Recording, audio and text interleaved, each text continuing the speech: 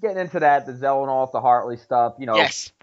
I said, hey, we'll start something else. And, a guy, Alex Lopez, who I started the show with, we started out, I remember one of the first big guests that we had interviewed, and we started a show around March of 2010. So it's just, it's actually, we came up on our third anniversary, just kind of creeped up on us.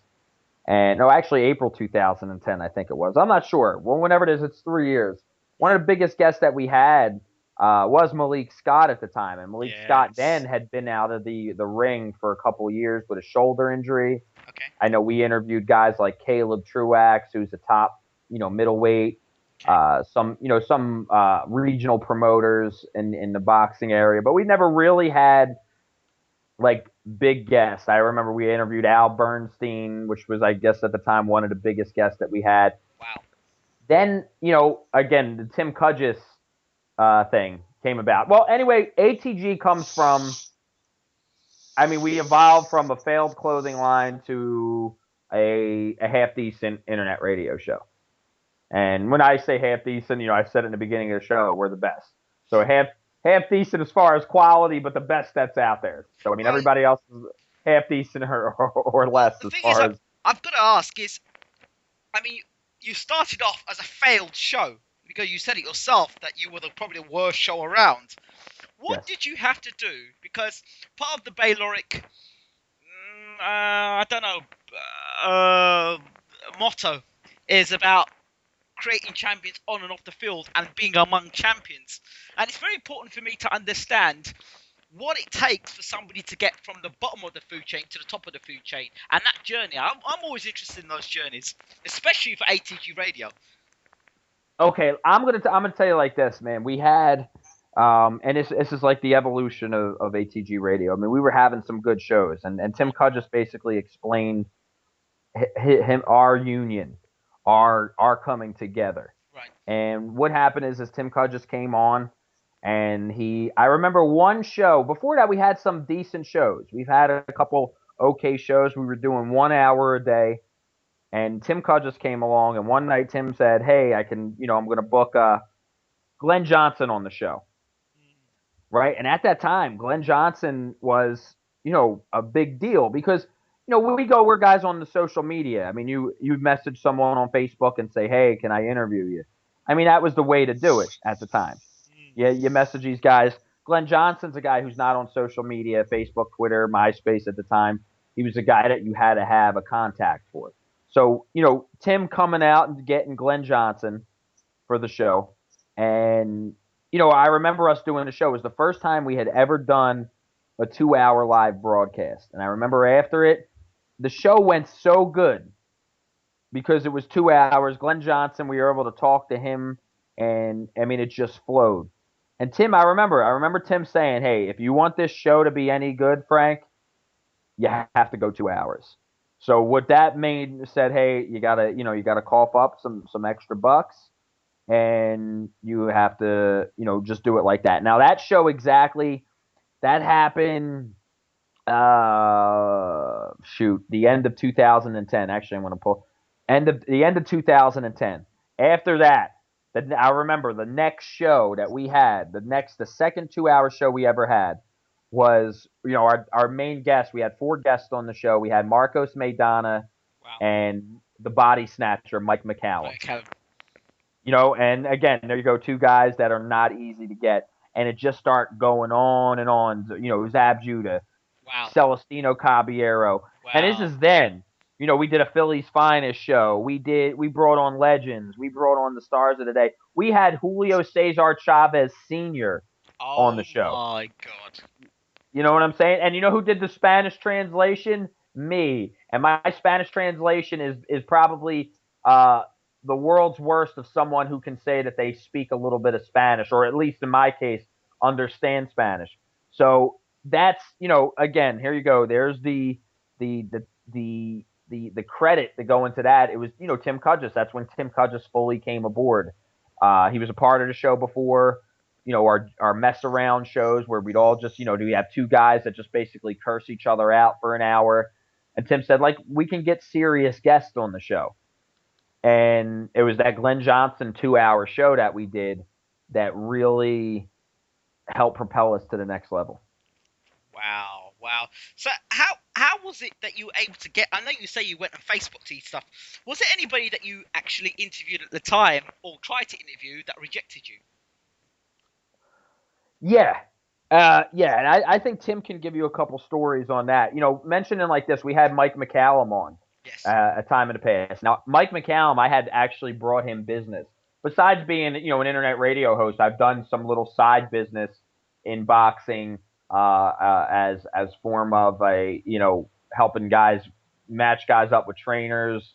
Some booking type deals, getting fighters for fights, and many sparring partners and this and that. You know what I'm saying? There's a few other things. I have personally, I have, a background in amateur boxing myself. Not an extensive background, but a Yeah. small background. Yeah. So, knowing the sport, getting into that, Mike McCallum, about a year ago, I had seen him at a fight, said, "Hey, Mike, I've taken you out to, no, I didn't say I took you out to dinner, but I've treated him to dinner before. Right. I brought him fighters that paid him for his services, which is, making him money. I didn't get a percentage. I said, "Hey, Mike, you want to come back on the show as an interview?" Mike McCallum said to me, "Oh, remember the last time I came on? I did real good." I was like, "Mike, you're the man. You're one of the greatest of all time." He said, "Well, how much are you going to pay me?" And What? I thought he was good. He was joking. And I'm like, "Are you serious, Mike?" Right? So I said to myself, I was like, "Okay, Mike, how much do you want?" "Oh, you just give me a little something." And I was like, "Yeah, yeah, yeah. I'll get in contact with you." I never got in contact with him. The next time he seen me, he knew. And he said to me, he was like, "Hey, what happened with, I know you wanted to have me come on your radio show." I was like, "Nah, Mike, I'm good." Basically, is what I said to him. I said, "No thanks, champ. It was, we don't pay people to come on the friggin' show." Wow. That was that thing. As far as rejections, sure, man. I mean, I think some of the worst things, besides being rejected, in a situation that we have right now, Robert Guerrero is getting ready to fight Floyd Mayweather. About 2 years ago, his publicist sent me a text message, gave me a call. I forget which one it was, saying, "Hey, do you have room for Robert Guerrero on your show?" I said, "Sure." He wants to call out Floyd Mayweather. Now, this was 2 years ago, Ingram. He called out Floyd Mayweather. I'd have to look back at the date and let everybody who goes on the show. He says I could beat Mayweather. He needs to fight me. This is 2 years ago. Now, if I call up his publicist today and leave him a text message or call him, I may not get an answer or I may not get a response. Which where I come from in this business, to where I've interviewed not just me, but when I say it's the entire show. Yeah. When I've interviewed some of the best fighters in the world, some of the biggest stars in this game, and someone doesn't have the courtesy of at least telling me no, not today, I take offense to that. That's worse than someone just turning me down. Now, sure, I've had people say, "No, I'm not interested." Yeah, that's not going to work out. Antonio Tarver, he was one, said no. No, I don't, Tim will tell you, Tim had the same interaction with Antonio Tarver before, even though Tim in the past had an opportunity to interview him, but then when they tried to go and do it again, he was like, I don't do internet radio. And it's a lot of, there's a lot of disrespect that in an internet radio goes because radio in general is a dying breed, whether it's terrestrial, AM, FM radio, satellite subscription radio. It's not what it was 10, 15 years ago, man. What about podcasts, though? Podcasts seem to be podcast is what it is. And when I mean internet radio, we're podcasts, basically. Yeah. We're live podcast, go under the internet radio. It gets a bum rap. But, who in these days and age, unless you're inside a vehicle, has an AM, FM radio handy? No one. I mean, unless you're expecting a zombie apocalypse to occur, you might have a wind-up AM, FM radio. Yeah. And in that case, if there's a boxing radio show, nobody's listening to it. Tim and I actually were involved in the field of AM, FM radio in the past. But it cost about $600 to be on FM radio per show, and we were the ones to have to provide the money. That doesn't work. I'll tell you what really No, go ahead, bud. I tell you what really used to pee me off royally, yeah? And this is about 10 years ago. If BBC Sport weren't covering a fight, right? I mean, if Sky Sports weren't covering a fight, right? Then you knew in England you weren't going to see a fight. You'd have to rely on BBC Radio to do coverage for a fight, for commentary. And if they weren't doing it, you can forget it. I mean, thank goodness for today of online, you can go online and get to see fights. But beforehand, I just have to wake up in the morning and watch teletext to find out who won a fight, When Buster Douglas knocked out Mike Tyson, I had to find it the next morning via the television and teletext. I mean, so the beauty now of being able to go online and watch fights is amazing. You're right, and absolutely, and that's that case, and this is the difference now. A lot of people, like me personally, Ingram, I don't like to listen to anything. I like to look. I like a visual. Mm-hmm. I like to see something. Like in your case, you at least have photos up. If you're putting up an audio interview, or you're live in action. I like to see that, whether it's you picking your nose, but there's still an audience out there. But the thing is now, because there is and I know earlier in the show, and I hope if there's anybody that or from some of the other shows that were listening, don't take offense to what I say, because the people that I mentioned probably in their minds think that they're a better radio show than we are. And that's, by all means, I don't expect anybody to come and say, we're the second best, ATG radio is the first. That's the bottom line. I expect every one of those other shows I mentioned to say no, we're the best, because we exactly. So I'm not going to say any different. But I'm going to challenge any of them to match their numbers, our numbers. So that's what? While you talk about numbers, right? I'm gonna back you up on this numbers thing, yeah. How can you prove your numbers? Sounds a stupid question to ask, but how do you know your numbers? In this case right now, to go back and check out the date when I was mentioning Glenn Johnson. Right. Blog Talk Radio, the awesome thing about Blog Talk Radio is they give you reports. There's two ways that you can look at your most recent shows. And now, like right here on the show right now, our Monday night show from April 1st is less than 20. I don't know when this video is being released, but hopefully today I'm going to get it out as soon as I get it edited. Okay. I'll be out today. So it's April 2nd. We're not going to BS the listeners, the fans of BaylorIC TV, that it's Wednesday. We're doing this Tuesday. So less than 24 hours ago, our show did 4,515 live listens. Wow. From 7 p.m. Pacific Standard Time to 9 p.m. Okay, and we actually go overtime. We've had archived podcast listens since that show, the live show concluded, which is 2,318 so far. And this is me looking at the numbers. Now, what I can do for you, Ingram, if anybody ever wants to say, hey, we want to, we want ATG radio, I can make a screenshot of our numbers right now. And these are the ATG radio shows. Now, mind you, we have a GFL radio show, a Top Rope Wrestling radio show. We have a Michelle Rosado Raging Babe radio show.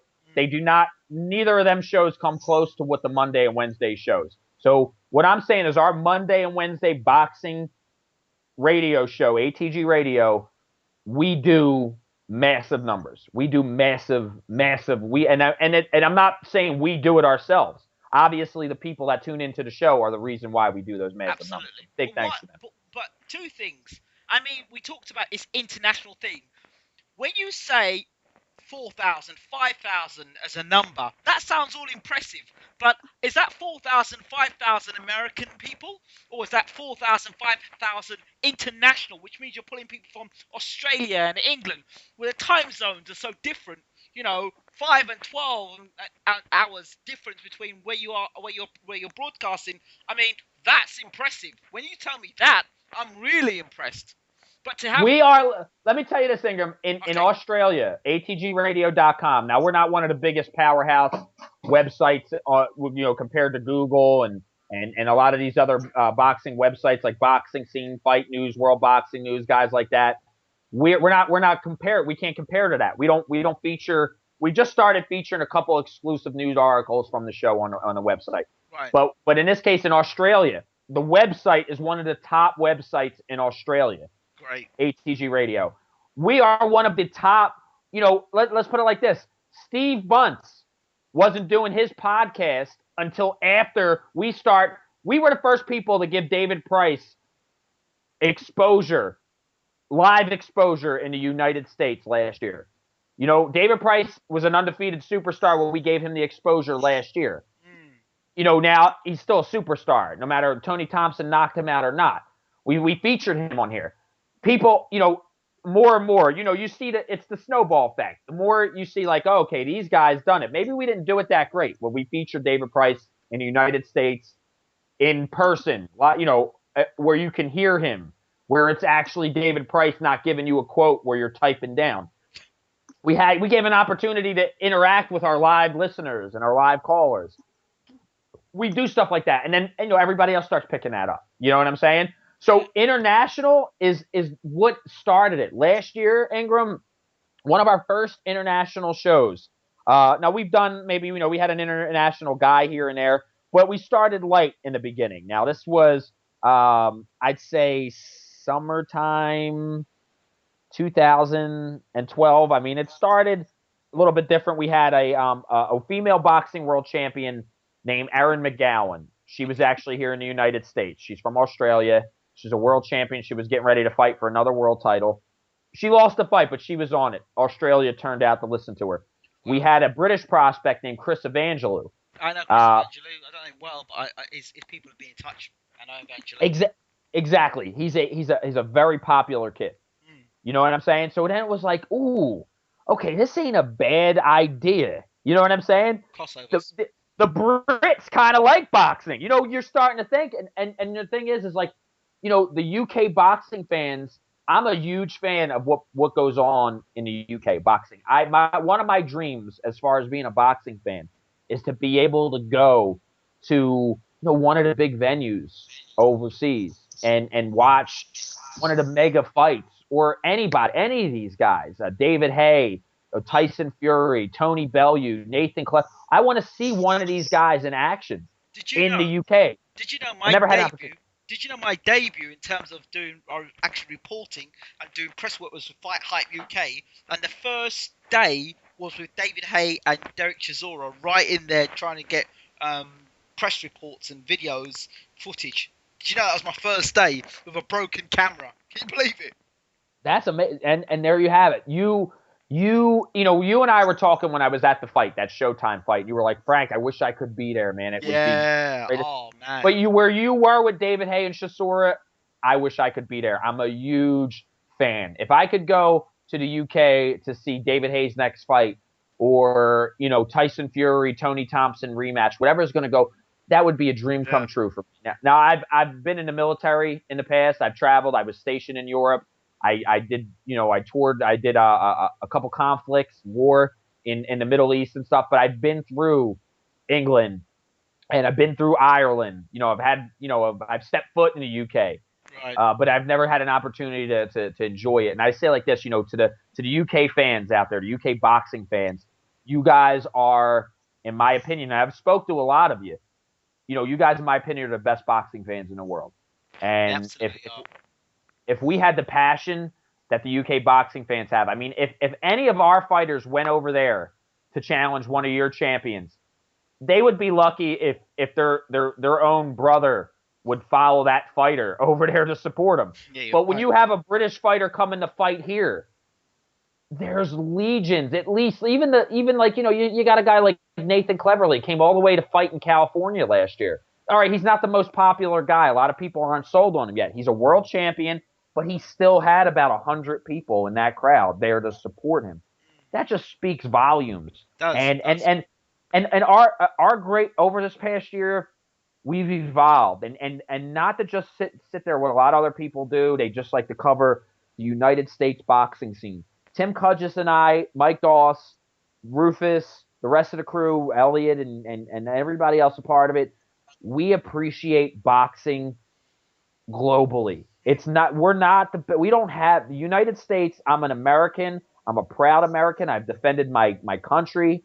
I served in the military, but I do not discriminate against anybody else. And this is what I'm saying is like this.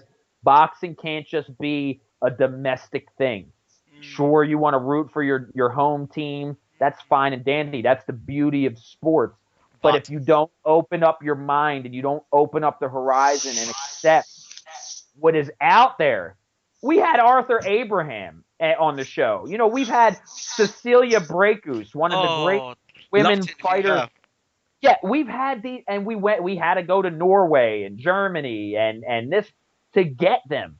You know what I'm saying? And we'll and you want to interview Cecilia? We might be able to make that happen and work out for you. Wow. So we'll talk about that all fair. But again, there you have it.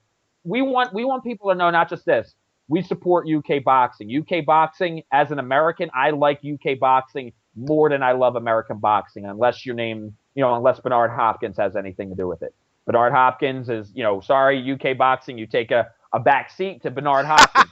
But besides that, UK boxing is my favorite, one of my favorite parts of this beautiful sport. It's really funny, and I hate it. Sounds really bad. I'm from the UK. I'm from London, and I'm out in the Caribbean. But I'm doing more interviews and get more access with American fighters than I do with my own UK fighters. It's a nightmare trying to get interviews with UK fighters. Well, you know what it is, Ingram? The American fighters want to fight in the UK, and the UK fighters want to fight in America. That's what it's all about. Our American fighters want to go cash those euros, want to go cash those pounds over in the UK. Right. The UK fighters want to come to the United States because they want to be like Mayweather. You know what I'm saying? Yeah. That's the way it is. I mean, it's the consensus. You talk to any top British fighter right now, they're going to tell you, I want to fight in the United States. I mean, Tyson Fury right now is ecstatic. He's fighting his biggest fight of his career against Steve Cunningham next month. Oh, in 2 weeks. I'm sorry, in 13 days. Yep. And this guy looks like a kid in a friggin' candy store because he's fighting in New York City, Madison Square Garden, one of the biggest meccas of sports. And that's what I'm saying. It goes like this. As a boxing fan, I've been to Las Vegas. I've been to New York, Philadelphia to watch fights, California to watch fights. I would love to go to the Echo Arena. I would love to go to Wembley. I would love to go to all these big venues in the UK. I would love to go to some of these big venues that are in Germany and watch fights because there's a different appreciation for it. And one day I hope to. And, that's one of my goals, and I can speak on behalf of Tim, I think, on this too, is one of our goals to say, hey, I told Tim, hey, man, I would love to just make $1 doing this stuff. Hey, I'll tell you something. Maybe we could hook something up because when I eventually decide to go back to the UK to visit, because I won't be going there to live. When I go there to visit, then maybe we could do the visit together and tour around the boxing gyms as well. That'd be fantastic. You know what? I accept that, man. I'm really like, your invitation right there, I'm accepting that, man. I think we need to work something out to make that happen. There's a few promoters, I'm sure, absolutely right now that we said we were going to come to England and do some things on their fighters. They'd love to be on ATG Radio. There's some promoters, small hall promoters that would love to get some American coverage. They'd love that, those promoters. We can do an ATG Radio live in the UK. That would be something I would want to do. Oh yeah, absolutely, yes. Absolutely. I mean, I'd love to come. My wife's American as it is, So I'd love to be able to come to America and do interviews and go around the gyms. I mean, I've always joked about it. Could you imagine if I had a camera that was able to be in America or to be in England and to be able to do the interviews live with audio and video? It'd be amazing. Yeah, it would, and there you have it, Ingram. I mean, you mentioned it right there. We're fans, and I hope, I trust me. Your initial question before I go and I ramble on was, has anybody turned us down? And you know what? Sure, man. I mean, it wasn't necessarily turning us down. It was no response or giving us the And runaround. I hate that. I I mean, hate that. I really detest that. And I've got no bones in calling out names to people who've done it and are like really rude as well. And the thing is, it's like on Twitter they are all giving it the yeah, we'll do the interview, we'll do the interview, we'll do the interview, right? And then they pull out the great line, contact my publicist at email, and then you go to email, and I've had 100% record, no reply. Yeah, exactly. I'll tell you a story, a very, very short story, right? Yesterday, I was scheduled to do an interview with Eddie Mustafa Muhammad, yeah?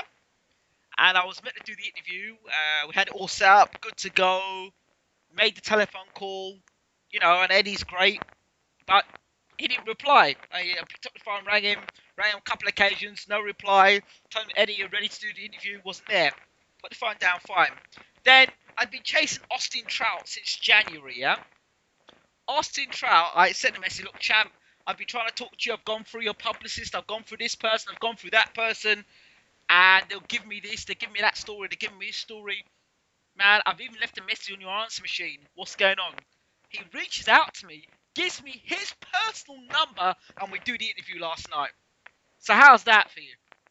That's, what, there you have it. Austin Trout, great fighter. We have a little bit of history with Austin Trout, and I commend you on that, because at this point, Austin Trout, he's a hard one to get a hold of, because he's taking this upcoming fight so serious that he's making time, out of his busy schedule to do some media appearances. And I'll say, I consider you, I don't want to say you're lucky, but you obviously had to, reach out to him, and him to say, you know what, this guy is a good guy. This guy's legit. I'm going to take some time out.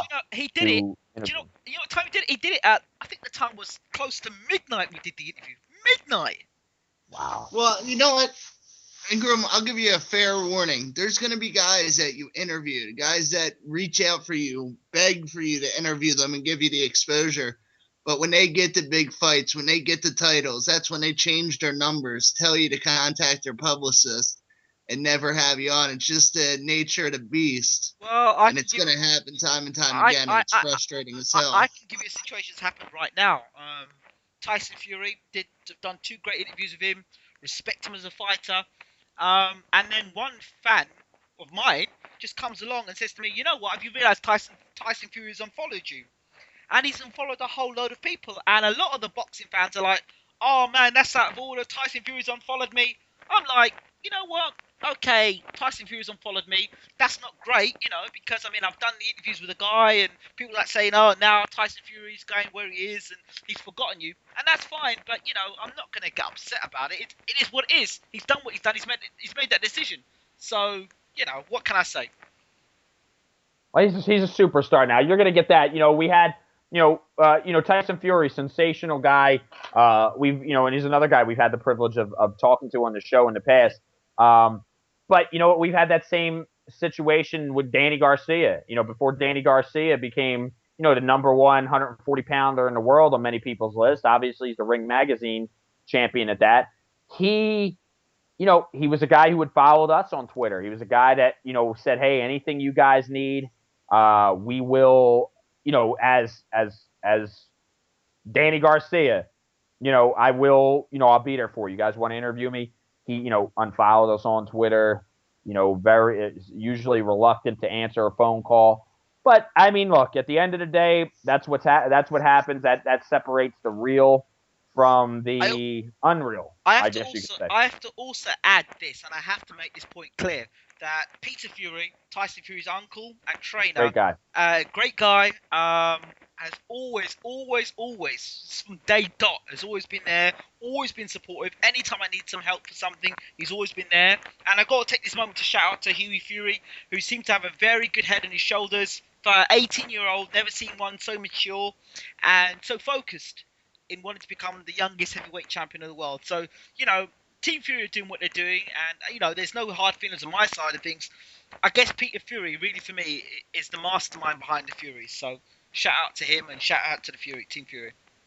Yeah, there's another one, Peter Fury, and we've seen it. It was a great interview. It was a great, a great interview that you got there with Huey Fury, and I think he's one guy to look out for. I think Absolutely. he's going to be a huge star in boxing. I know he's got a big shadow to live up to in his cousin Tyson, but at the end of the day, the kid has the talent right now. As long as he doesn't, fall into the trap that is the success and the fame that's going to come along with him having that famous last name right now. I think it'll be something. But yeah, Peter Fury, great guy. Yes. Peter Fury was I remember one show when we had Peter Fury on the show and was one of the favorite guys to talk to. I mean, the guy gives you everything, and I know he has done tremendous for you as well. Ingram. Yes. So, there's a lot of guys. Look, there's more as far as people coming on the show.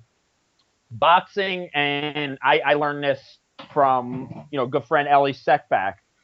He said boxing told me this. Boxing is the most accessible professional sport that you can go to. And now, sure, guys like Floyd Mayweather Jr., Manny Pacquiao, Mike Tyson, Lennox Lewis aren't as easily accessible as some of the guys that we've mentioned that we've interviewed.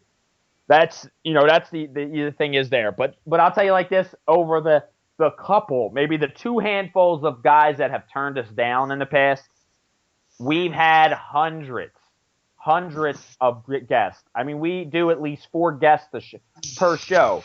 Sometimes we do 6 guests. Sometimes we do 6 guests and a surprise guest shows up out of nowhere. So, I mean, that weighs out.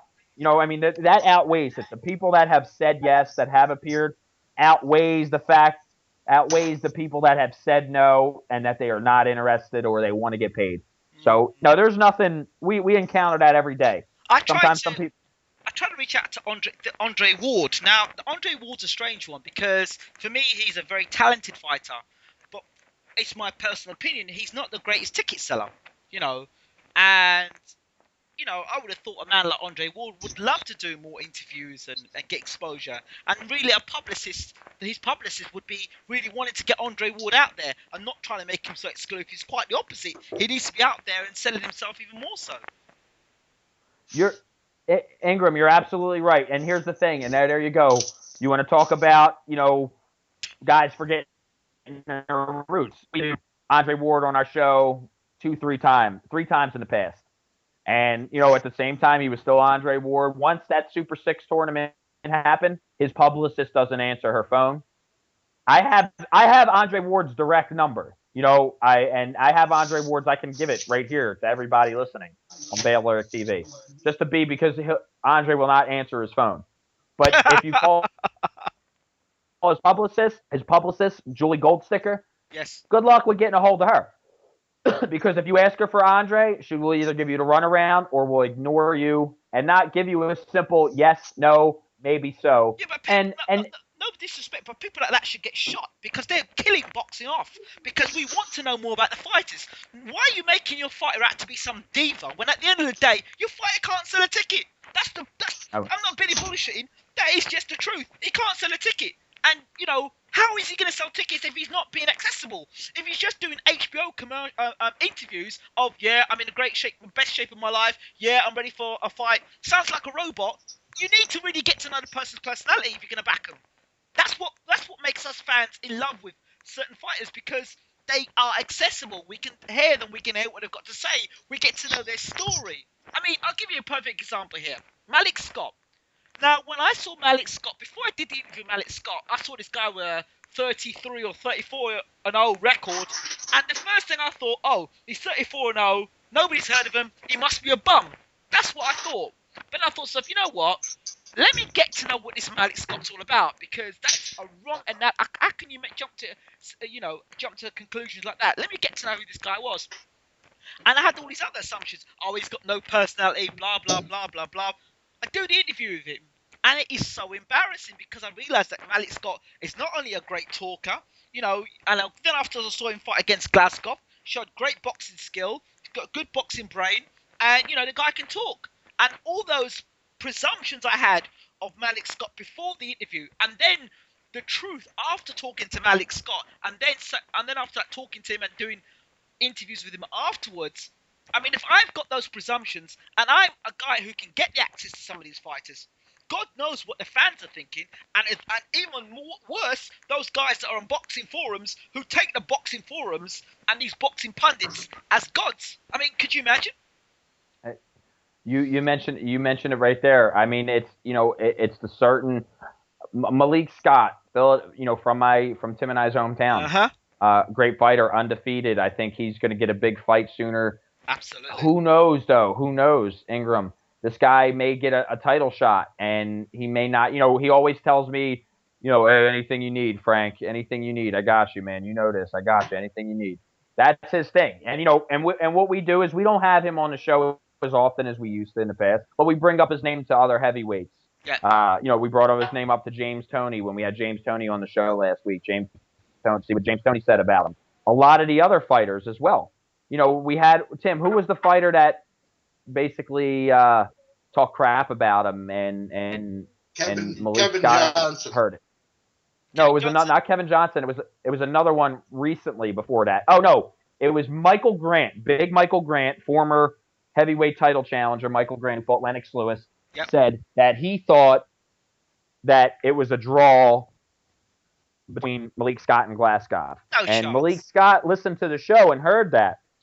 And I remember he called me up to ask me, what was going on with that. You know what I'm saying? So, these guys know what's going on. Don't get me wrong. They listen. If that's the powerful tool about Twitter.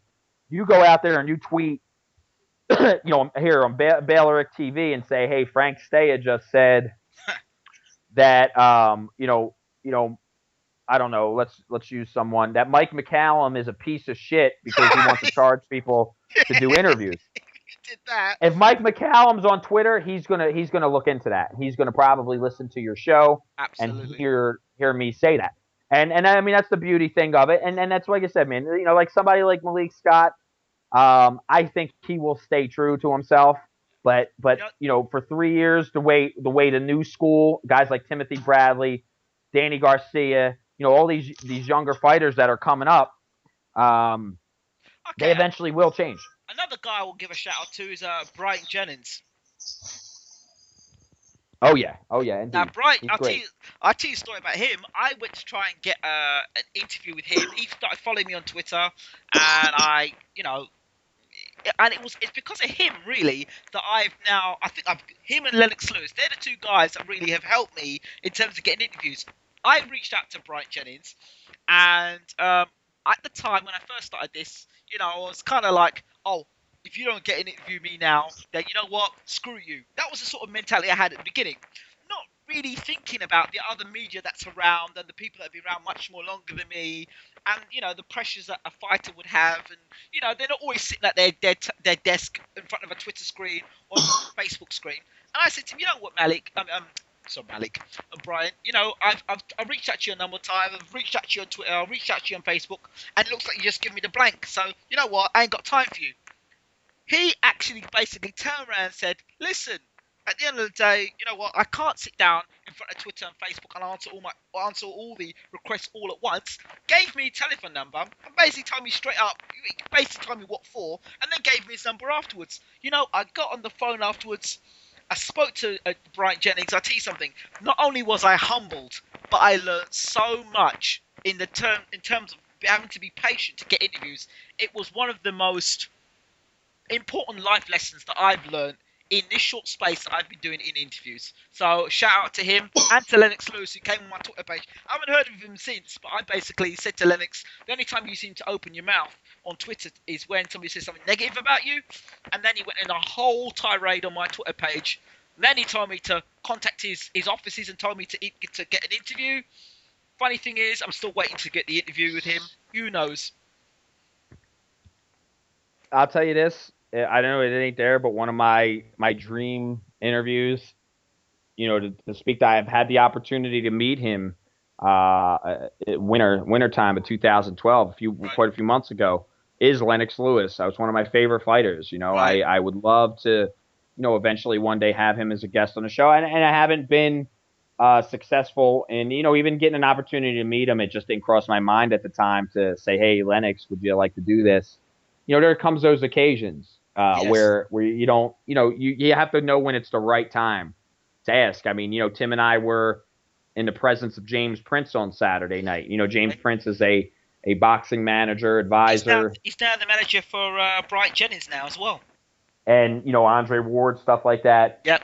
And we wanted to speak to him, but it was just like, hey, at that time, it wasn't the right time to, approach him. And it wasn't because he had about, like 6 thugs surrounding him that we, that definitely wasn't one of the reasons why we didn't go up to him and say, hey, Mr. Prince, we want your number. Definitely, that had nothing to do with us. It just wasn't the right time. Let's just put it that way. Sure it wasn't. Another guy I would love to get an interview with, and I don't hear many people do interviews with him, Al Heyman. Yeah. Yep. That's all I can tell you. Yep. Ingram, if you could pull that off, I will undisputedly pledge my allegiance to you for the rest of my life. If I'm working on it, man. I'm working on it, but you know what? I'm working on it, but and that's one that I'm just gonna have to plug away and plug away and plug away and plug away. I would love, let alone someone to get an interview with him, right, on a an international platform. Yes. I would love someone to pick him out of a 5-person lineup. Al Heyman. You know what I'm saying? I would be impressed with that just as much. And I have absolutely no idea what he looks like. You can put a black fella, a white fella, an Asian fella, a Hispanic fella, and an Eskimo in a lineup, and I would be impressed if you can pick Al Heyman out of that group. That's how rare that guy. Yeah, I don't know. Is he Asian? Is he white? Is he black? What is? He's definitely black. He was part. No, I know, but you know what I'm saying. The guy does not show his face anywhere, so who knows? See, but that's different. You see, someone like Al Heyman, and him not responding to emails and not responding to things, that's different because there now. That guy's got a track record of that. He's just who he is. He's not accessible. That's just Al Heyman like that. He's not accessible just to do interviews off the cuff like that. So that's understandable. That's very different. That's not like an active fighter who, very different. And I do question the point of boxing publicists. And I know I'm going to upset some people here. I do question the point of them. Especially, I want to know where they're coming from. There's some great boxing publicists out there. Emily Pandalakis has done a great job with her fighters. So, she's won. But I do question it sometimes, though. I wonder why, what they're thinking when they receive an email, and whether they're thinking about themselves when they receive the email. It's me. I've got the power in this situation to control it. Or they're actually thinking about their fighter and the exposure the fighter could get, and being able to sit their fighter down and be able to be in a position where the fighter's going to be answering questions that are going to actually open them up, so we learn more about the fighter rather than the same old interviews over and over again. So unless those boxing publicists have got vision and are prepared to take a chance here and there, you're going to have the same olds with situations, which is what we're talking about now.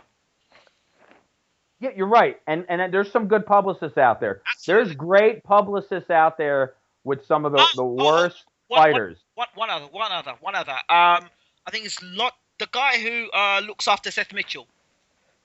His manager. Goran Shavakin? Yeah, shout out to him, because it was him who reached out to me to do the Seth Mitchell interview, the interview with Castro Boxing. What's the guy? Carlos Castro. and so Salim Soto as well, Salima Soto. So, you know, he reached out to me, and I really appreciate that. So shout out to him and on all of them. Well, here's the thing Tim and I pride ourselves on. Tim and I, we have uh, publicists out there. I mean, there's a lot of them to name that they will approach us, say, hey, do you have room for this guy on the show?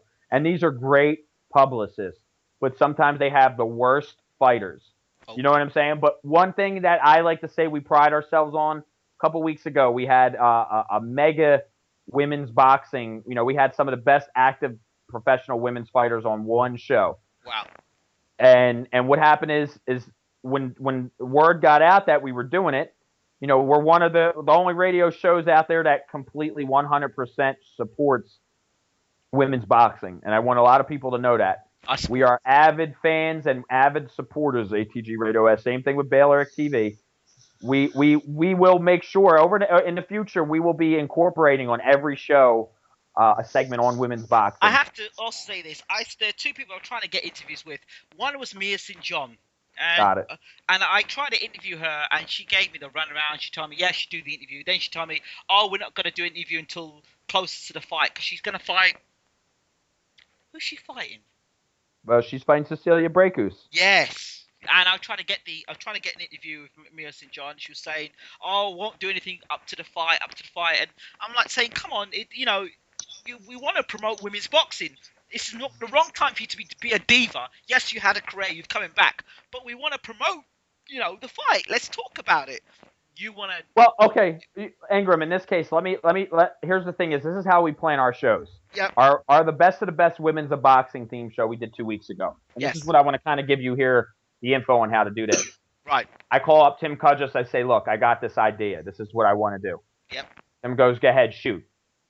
I say I want to get Cecilia Brækhus, which is a rare one to get. But, I bust my ass to try to get it. International calls. We got it. I want to get Cecilia Brækhus. I want to get her opponent, Mia St. John. I want to get right now the number one pound-for-pound women's fighter in the world, Holly Holm, who we've had in the past. I want to get her upcoming opponent, top contender, Mary McGee. I want to get the heavyweight, the number one women's heavyweight, Sonia Lamanicus, because women's heavyweights, wow, you know what I'm saying? Think about that. That's rare. I wanted to get her. Then I was thinking, and then we'll add more. And then I was like, okay, one more would be another girl who's considered one of the pound-for-pound best female fighters on the planet. She's a current world champion, Layla McCarter. Wow. Did you get Ava Knight? Did you get Ava Knight? We've interviewed Ava Knight a few times in the past, but not on that show. Right. In this case, what it is we come up with that vision. This is who we're going to get for next week's show, the women's show. Okay, fine. We didn't confirm any of this with anybody. First things first, you go after the hardest person, Cecilia Brækhus. When these American women fighters here, you got the best international female fighter in the world on your show, they're going to be more, ruckus. So I call up, I get a hold of Cecilia Brækhus, her people, and they're like, sure, no problem. Let's set up a pre-record, because obviously the 9-hour time difference between us in Las Vegas and in Germany, Norway, wherever they're at. Yep. You got to go that way. So boom, we set that up. So next I call up Mia St. John, who we have had on the show in the past. I say, hey, Mia, how you doing? She's like, hey, who's this? It's Frank Stay. I explain and try to remind her who I am. Oh, okay. Hi, Frank. Hey, Mia, I need a favor from you. Go ahead. What's the matter? Well, we got Cecilia Brækhus on Monday's show. We need you on the show. I can't accept no for an answer. Oh, Monday? Well, we can record the interview earlier and make it sound like it's live. Oh, that might work out better. And we get Mia St. John. But she ends up going on the show live. Then I call up Holly Holm. Hey, Holly, can you do the show? Yeah. What day? Well, we're doing a women's boxing show. We already got Cecilia Brækhus and Mia St. John on the show. Two people that you're linked to. You fought Mia St. John, and obviously everybody wants to see you fight Brækhus in the future. Yes, I'm in. Mary McGee, Mary, we got Holly Holm, your opponent on the show, the girl you want to beat for a title. We got Brækhus and Mia St. John, possible future opponents for you. Will you do the show? Yes, Frank, I'll do the show. So on and so. Layla McCarter, who isn't even in the mix, but is considered by many to be better than all four of those fighters. Yes, I want to come on. Sonya Lamonicus. Hey, we got 5 of the other best female fighters in the world. Of course, I'll be there. That's how we roll on that type of stuff. You use it. You name drop. You let these people. You theme your show up.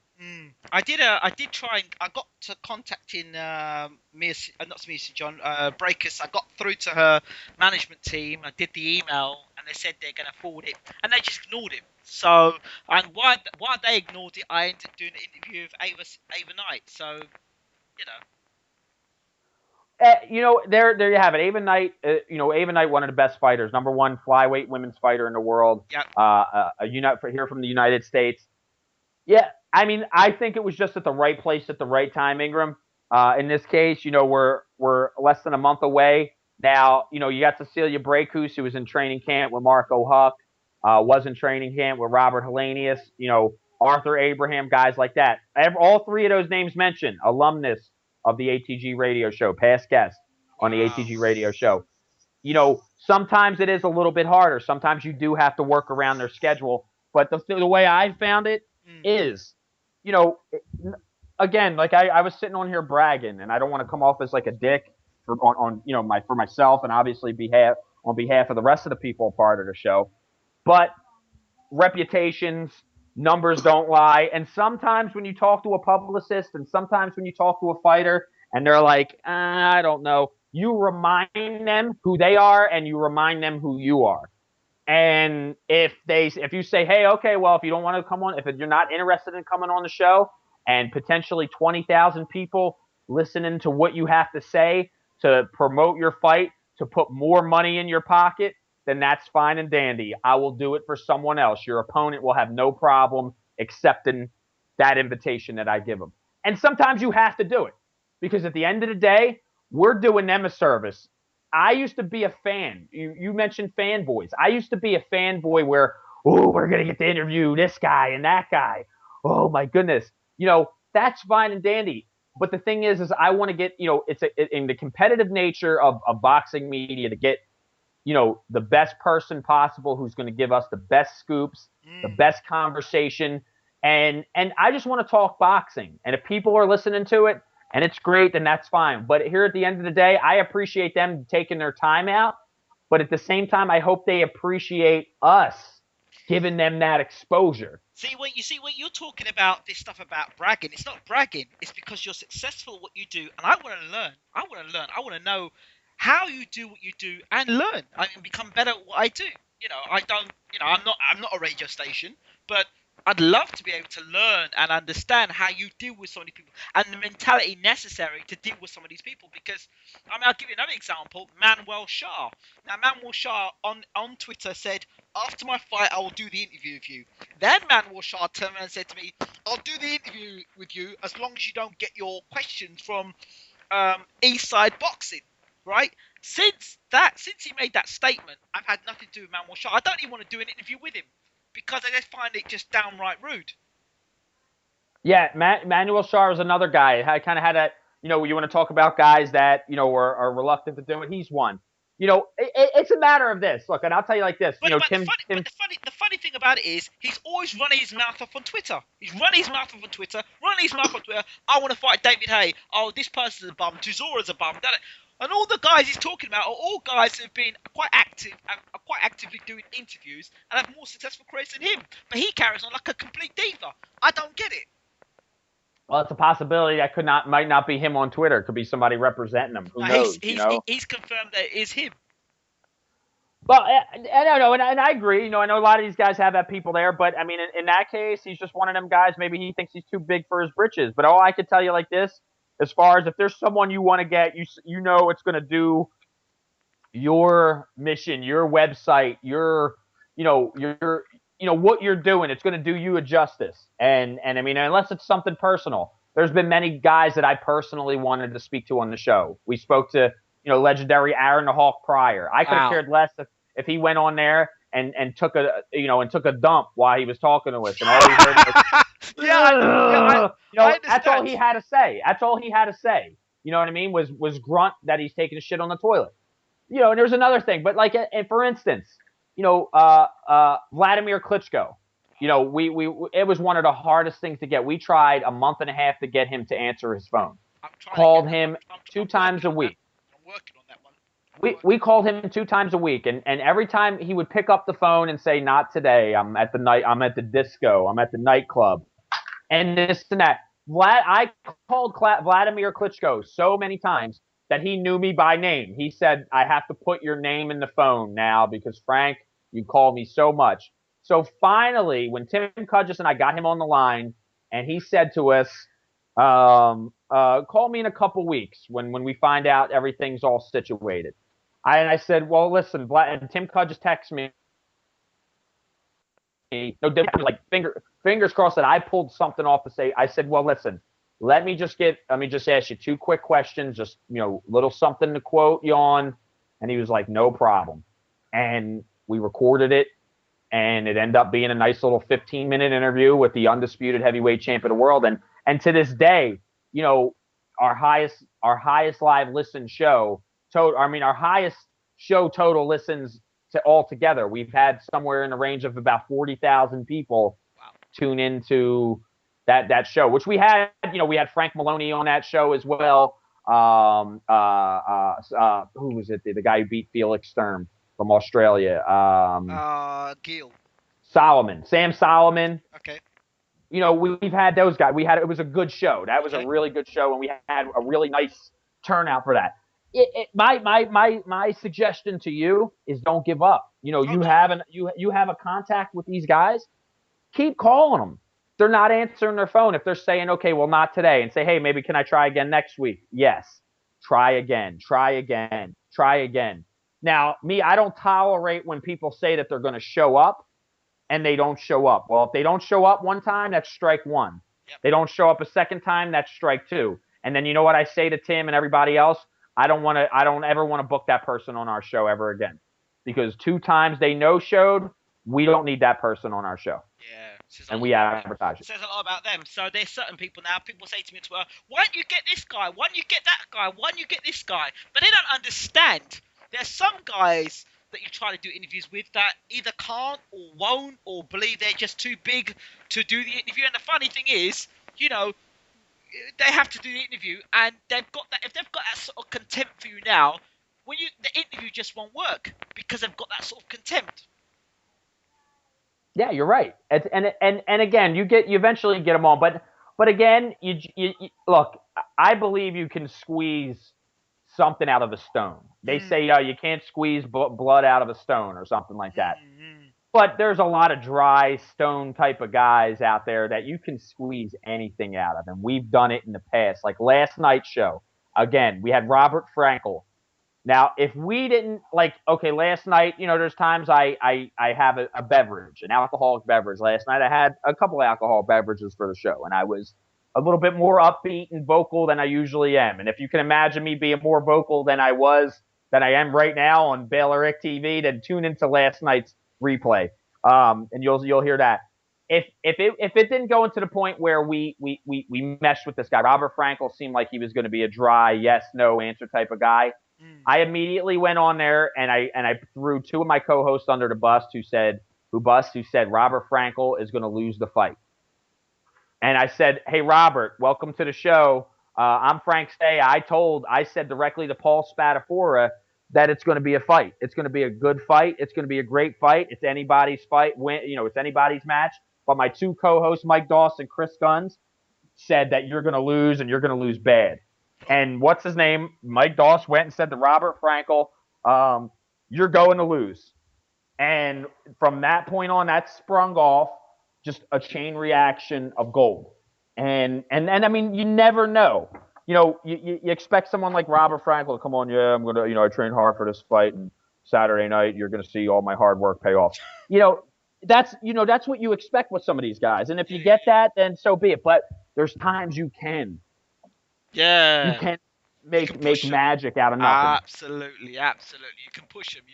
I mean, I remember the start of my interview with Austin Trout, and it was like he was tired, and I just started picking away slowly, and by the end of the interview, he was really getting into the stuff. So it's good. I mean, You just got to push these guys, and ask them the questions they wouldn't normally get. Because if you ask them the same old questions, they get themselves into a pattern. Ingram, you there? Yeah, I'm there. Oh yeah, no, you're right. I didn't know if we had another Grenada one of the world famous power outages out of there. But no, you're absolutely right. You never know what you're going to get. The guy you may think is going to be the best interview you've ever had may end up being the most mundane interview that you have. But you never know, and that's like I said, man. To us being the difference between a lot of these other people that they do it, and you know it could be. It could be because I really don't listen to other radio shows. I really don't listen to them. I mean, and it's no offense, I really don't have time to sit there and really even care about what someone has to say to someone else I'm not interested in. You know, but I appreciate what everybody does. You know, and I appreciate what these other radio shows do. I like to talk. I like to have a conversation with the people that are involved with the sport I love, and that's what's the difference. And if it just so happens that I have people that want to tune in to listen to myself and my friends have conversations with stars of professional boxing, man, that's awesome. And then what we do is when we're having those conversations, encourage those people that are listening to call in and join our conversation. You know what I'm saying? We want to give the opportunity for people, if their favorite fighter is Kelly the Ghost Pavlik, well, guess what? You've never met him or spoke to him because you live in Washington State and you've never had an opportunity. Well, guess what? Call in to the number 347-934-0137, and I will allow you to talk to your favorite fighter. And that's what we're all about. I think there's going to be some way that it's trying to get ATG radio promoted even more so, because there are so many UK fans that probably don't know about ATG radio, and the sort of quality of guests that you're getting on the show is just, it's criminal that people don't know about your show. Ingram, you're right, man. And you know what, yourself, I mean, we've noticed this on Twitter and stuff. You have promoted us, and I know there's people that have listened to the show because I have received new followers. I have received people that had messaged me and said, "Hey, I was recommended by Ingram Jones to listen to your show." Wow! Not exactly in those words, but saying that, knowing where it comes from, they would retweet or message you saying, "Oh, this is a great interview." And for our affiliates and our friends in the industry, yourself, and there's many others, there's boxing scene has helped us, and we've helped them too. I want to say boxing scene is the best boxing media powerhouse in the game today. But we've helped them as well, and we're no way competition, no way this. They've done tremendous. Same thing goes for Ellie Seckback. He has helped us out tremendously. I used to talk about Ellie Seckback. I got a nice follow back from him, which was nice on Twitter. It's always complimentary. I tried to ask Ellie for an interview, and he blatantly just ignored my direct message to him. I just want to do an interview because, for me, when you see these people doing what they're doing, the question is, okay, so how did you get to what you're doing? Tell me your story. Love to hear your story, because not only I want to learn from your story, but I'm sure others can be inspired by that story too.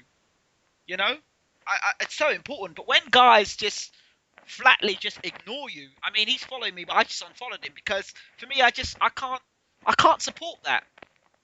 I'm just being honest. No, well, yeah, there's a lot of people not for everybody, and there isn't. I mean, me personally, for myself, Frank Staya, Ellie Seckback has helped me out in the past. He's done some questionable things. He's not for everybody, just like, Ingram Jones and Tim Cudgess and Frank Staya aren't Absolutely. for everybody. But the thing is, the thing is, it's not the case of I want to copy Ellie Seckback, because that's not my style, never will be my style.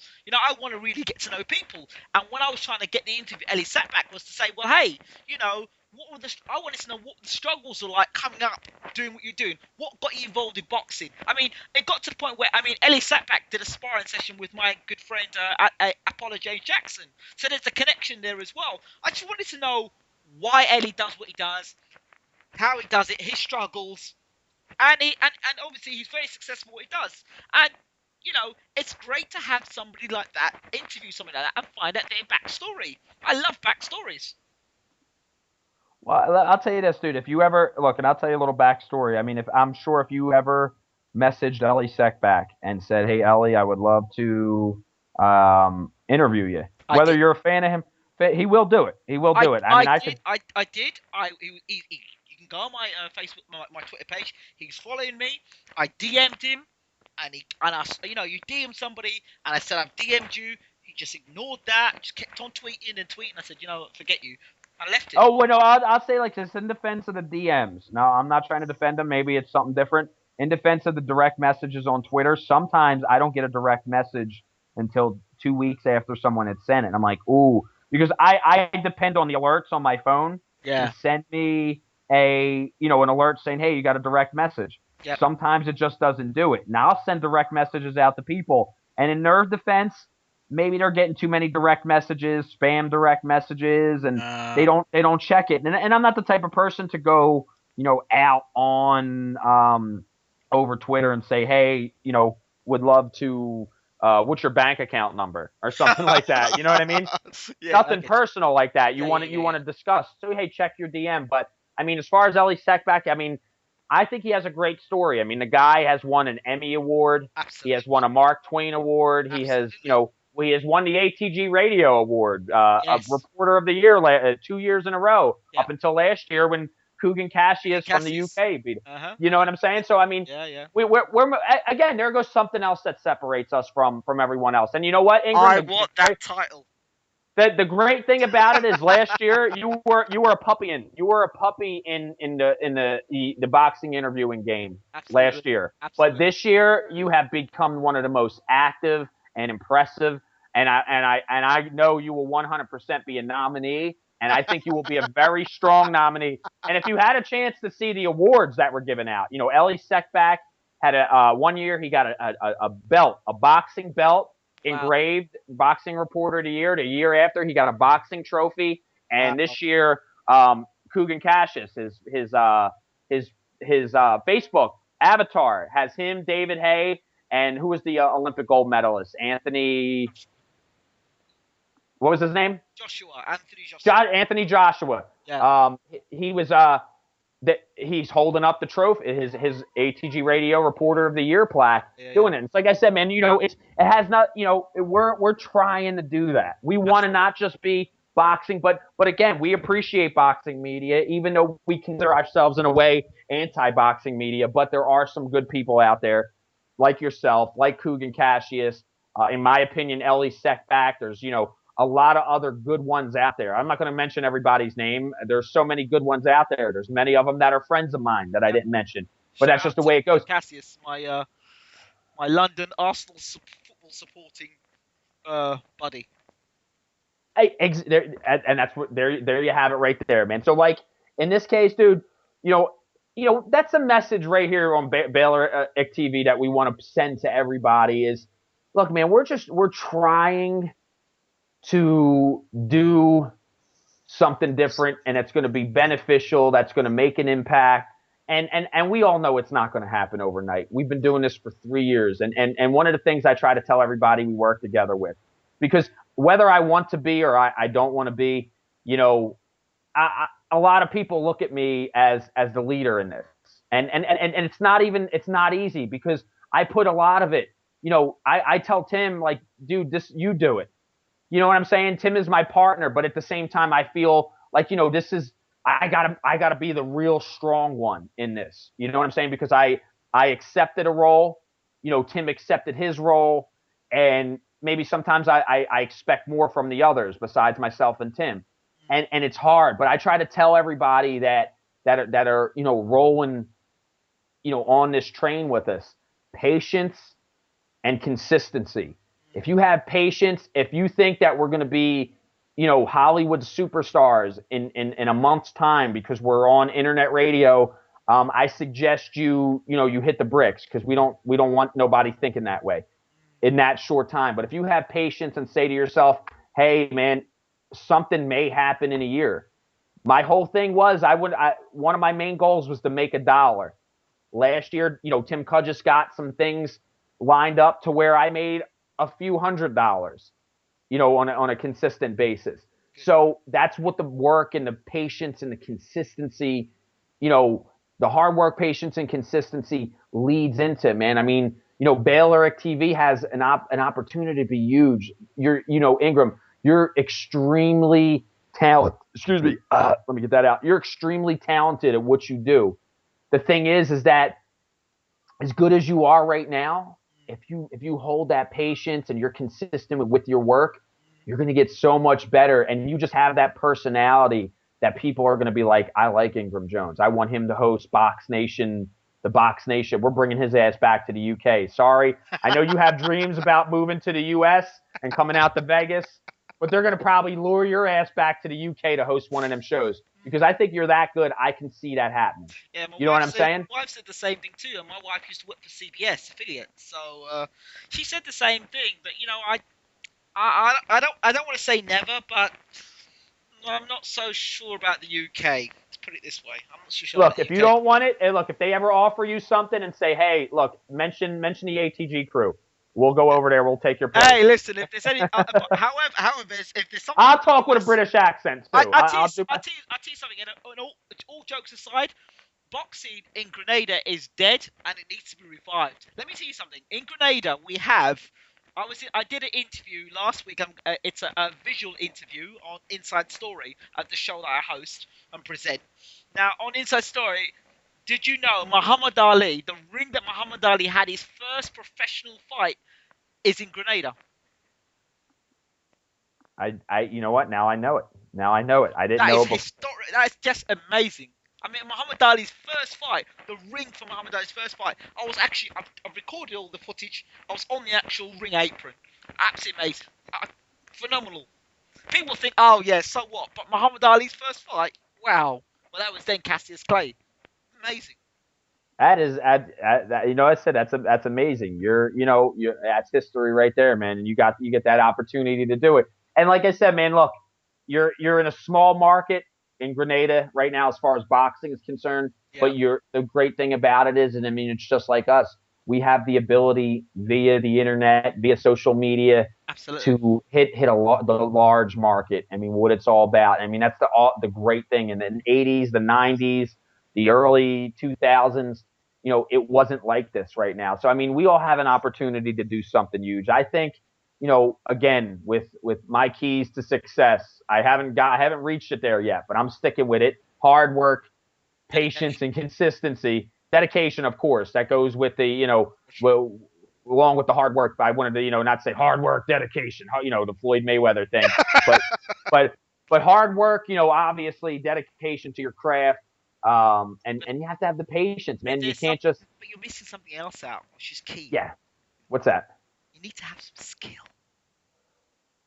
Well, I think we look, all of us on this line right now, we have skill. There's no skill. That's it. But hard work, dedication. It's all right coming from Floyd's mouth, but Floyd is highly skilled. You're right. Hard work, dedication, and some skill set. And obviously, you guys have got skill sets, so yeah, that's key as well. Don't forget the skill set. No, and absolutely. I mean, there's so many. Obviously, there's a ton of other intangibles in that case, but again, man, we're like everybody else that's doing this. We're a work in progress, and just even to get to this point, it's frustrating, but just makes you keep going. I mean, like for instance, dude, us, we're wanting to do the cross promotional stuff. Us being on BaylorIC TV, you coming on and joining us on an ATG radio episode. We've been talking about this for a while, and for me, it's a great honor. I love doing this. I love interacting with fellow people that are just as passionate as we are in this stuff. And I say it like this: the more and more stuff we keep doing stuff like this, we're doing good for the sport we love. Absolutely. And like for you're still trying to learn, as I'm just trying to learn myself, and I know Tim is as well. Is just don't. It's just as cliche and as cheesy as it sounds. I mean, just don't give up. When you stop having fun, maybe it's time to reconsider what you're doing. But if you can continue to have fun doing anything, that you're doing. Anything. And if it's this, I have a blast. I get frustrated.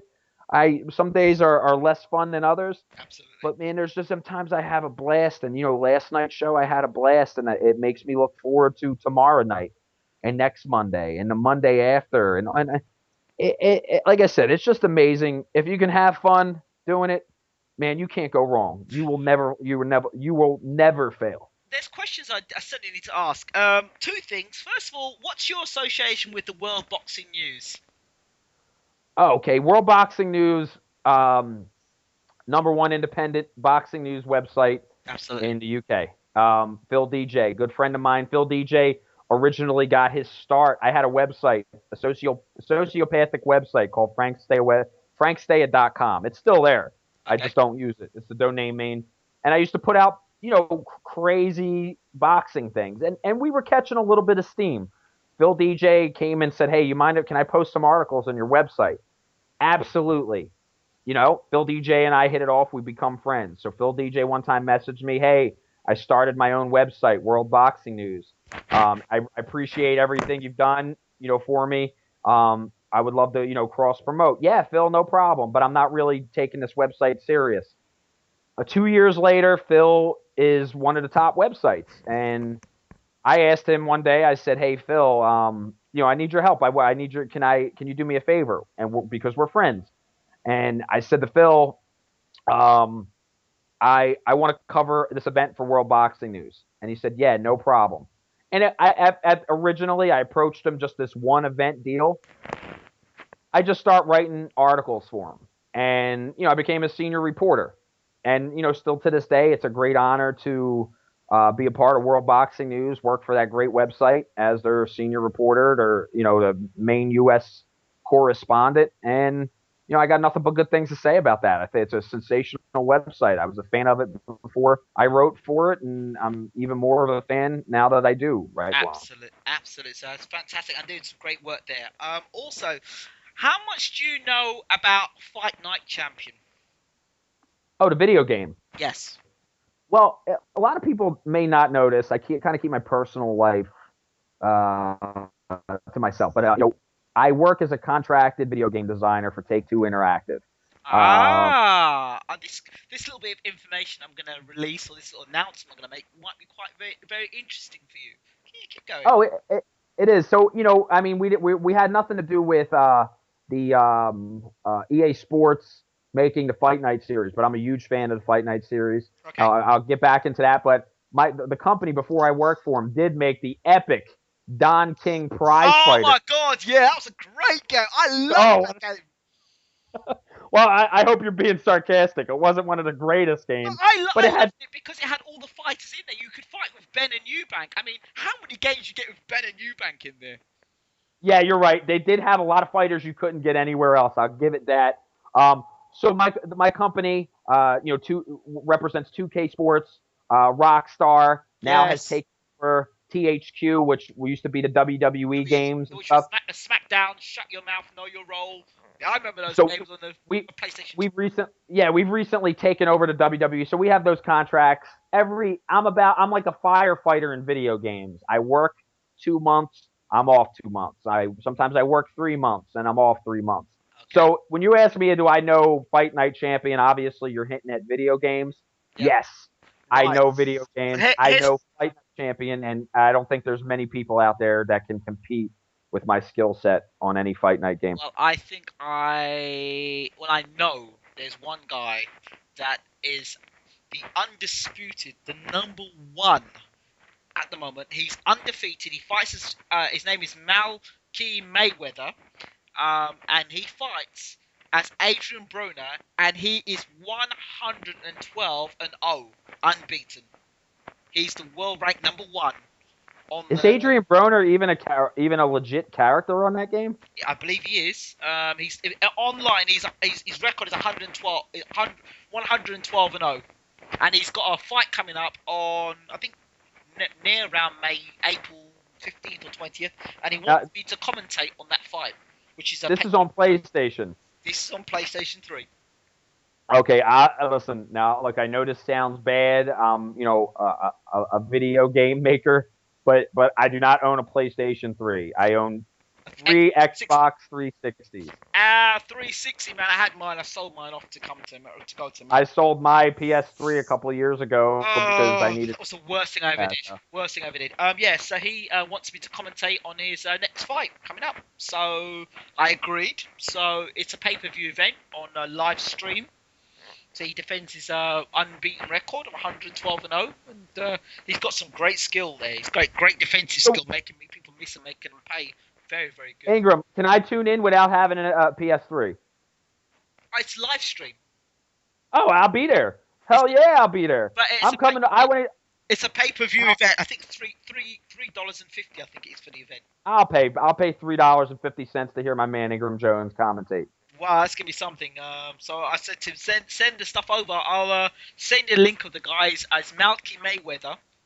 But you look him up online. His Adrian Broner is amazing. I mean, he's making people miss and making them pay. And some good fighters he's coming up against. I think it's either Marquez he's fighting now. This guy's quite a good record as well. So, and they've done it up really good. They've used the old HBO promotions and the video. I'll send the video. I'll shoot the video over to you. You can have a look later.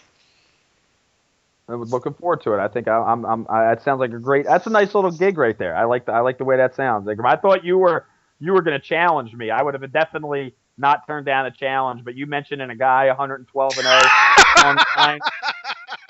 Yeah, I was going to set that one up. Yeah, I want to set that one up definitely. Yeah, I'll pass on. I think I'll pass on that. I might have better things to do that night because I do not want to face a guy who's 112-0 on PS3.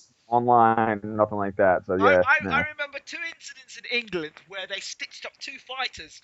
I remember once it was Lennox Lewis. They stitched him up. They said to Lennox, how good are you at playing chess? He said, yeah, I'm pretty good. They said, you've got a good reputation being a chess player.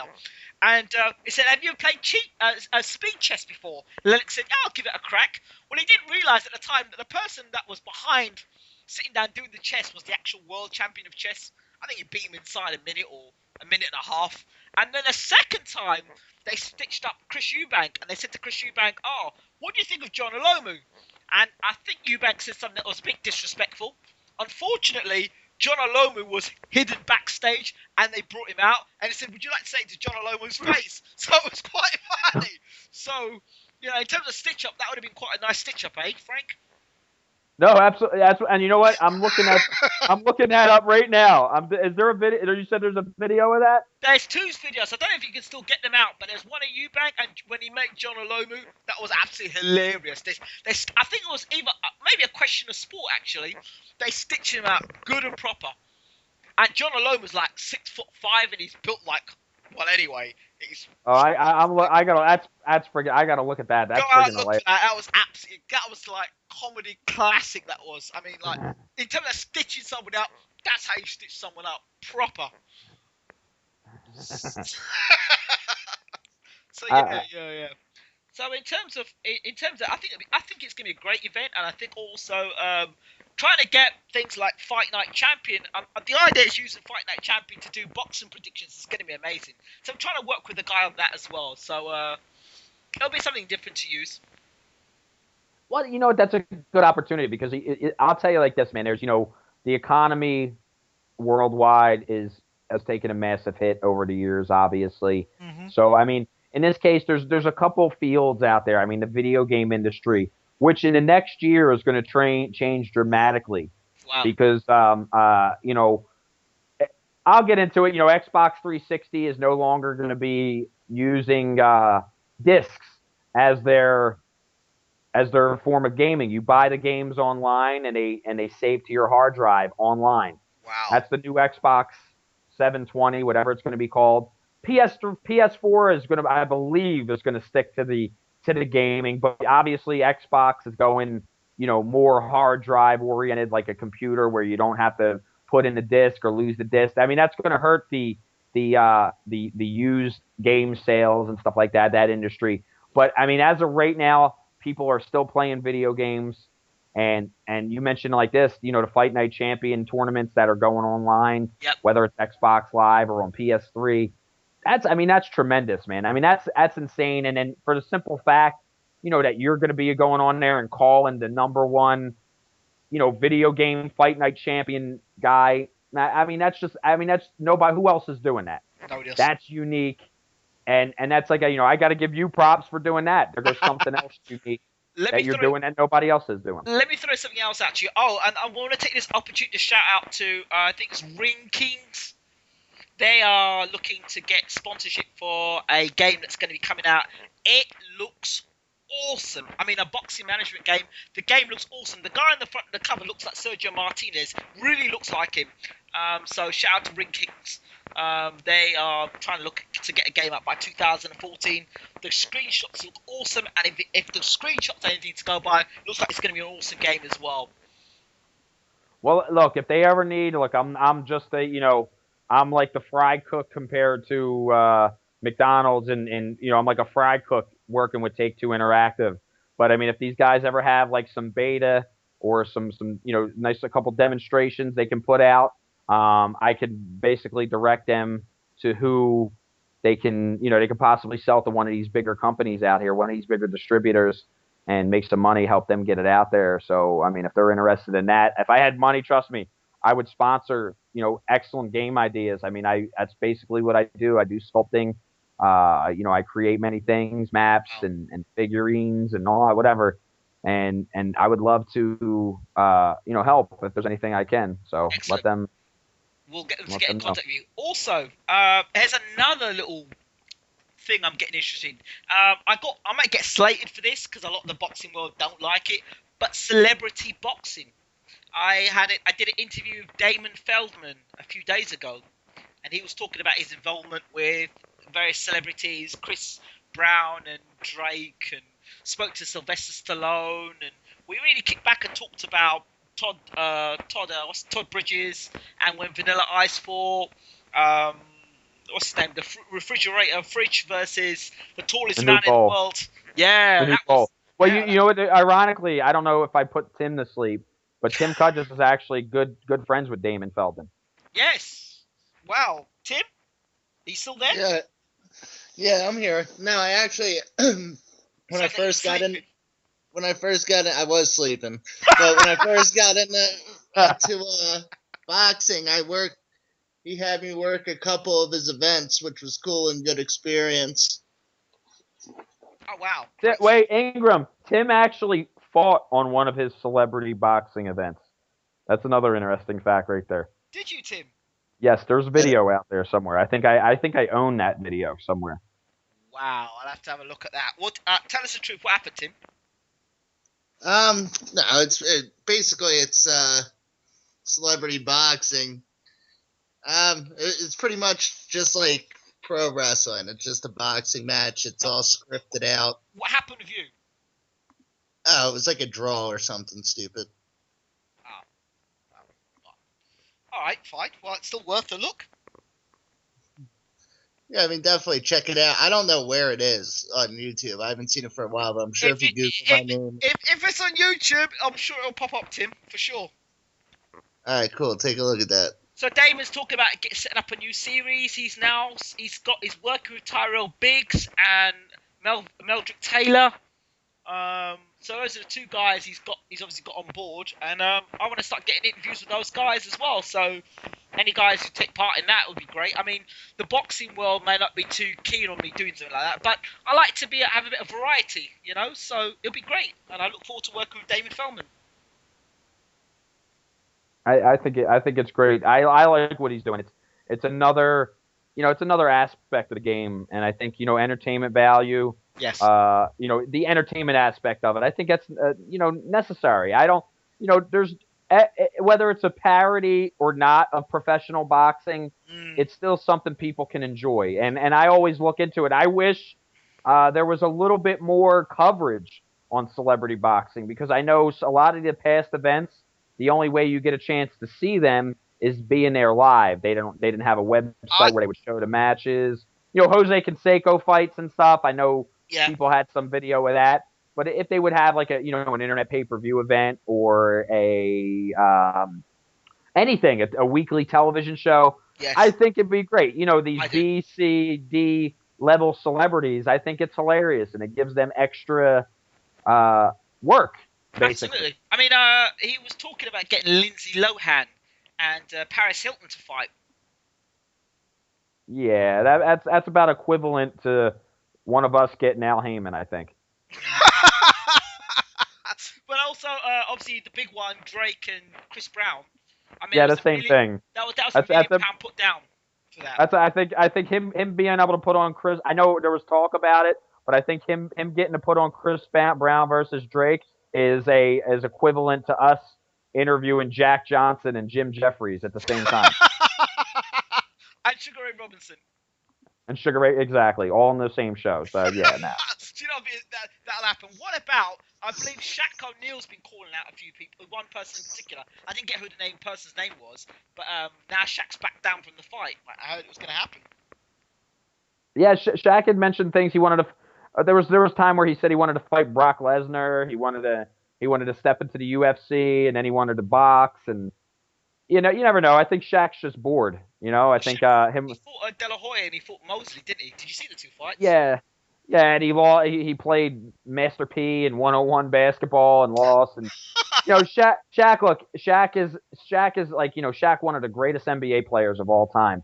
I just think he misses the game and he's bored right now. He's got nothing to do. He's working on TNT and I just think he just wants something else to do. I would hope Shaq never steps into that, into the fight game. I just think whoever he fights, Shaq's had a history of bad knees, bad back. One of these big professional fighters bum rushes him. That might be curtains, man. Shaq may be confined to a wheelchair for the rest of his life. Okay, let's get back into reality and real boxing, and let's talk about the UK heavyweights because it's there's a lot of things going on at the moment. Obviously, Tyson Fury is fighting. David Hayes announced his comeback. Derek Chisora's coming back. David Price has got his revenge fight. So let's talk about it. Tim. Yo. Wake up, Tim. What are your thoughts? I guess, in this case, Tim, rank your top 5 British heavyweights right now. I'll say I think that'll be an interesting discussion once Tim ranks his top 5 British heavyweights. Top 5, gonna go David Hay, Tyson Fury,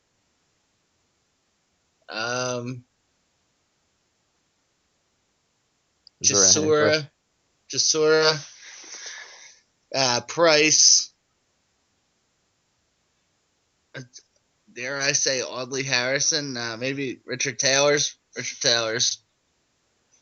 All right.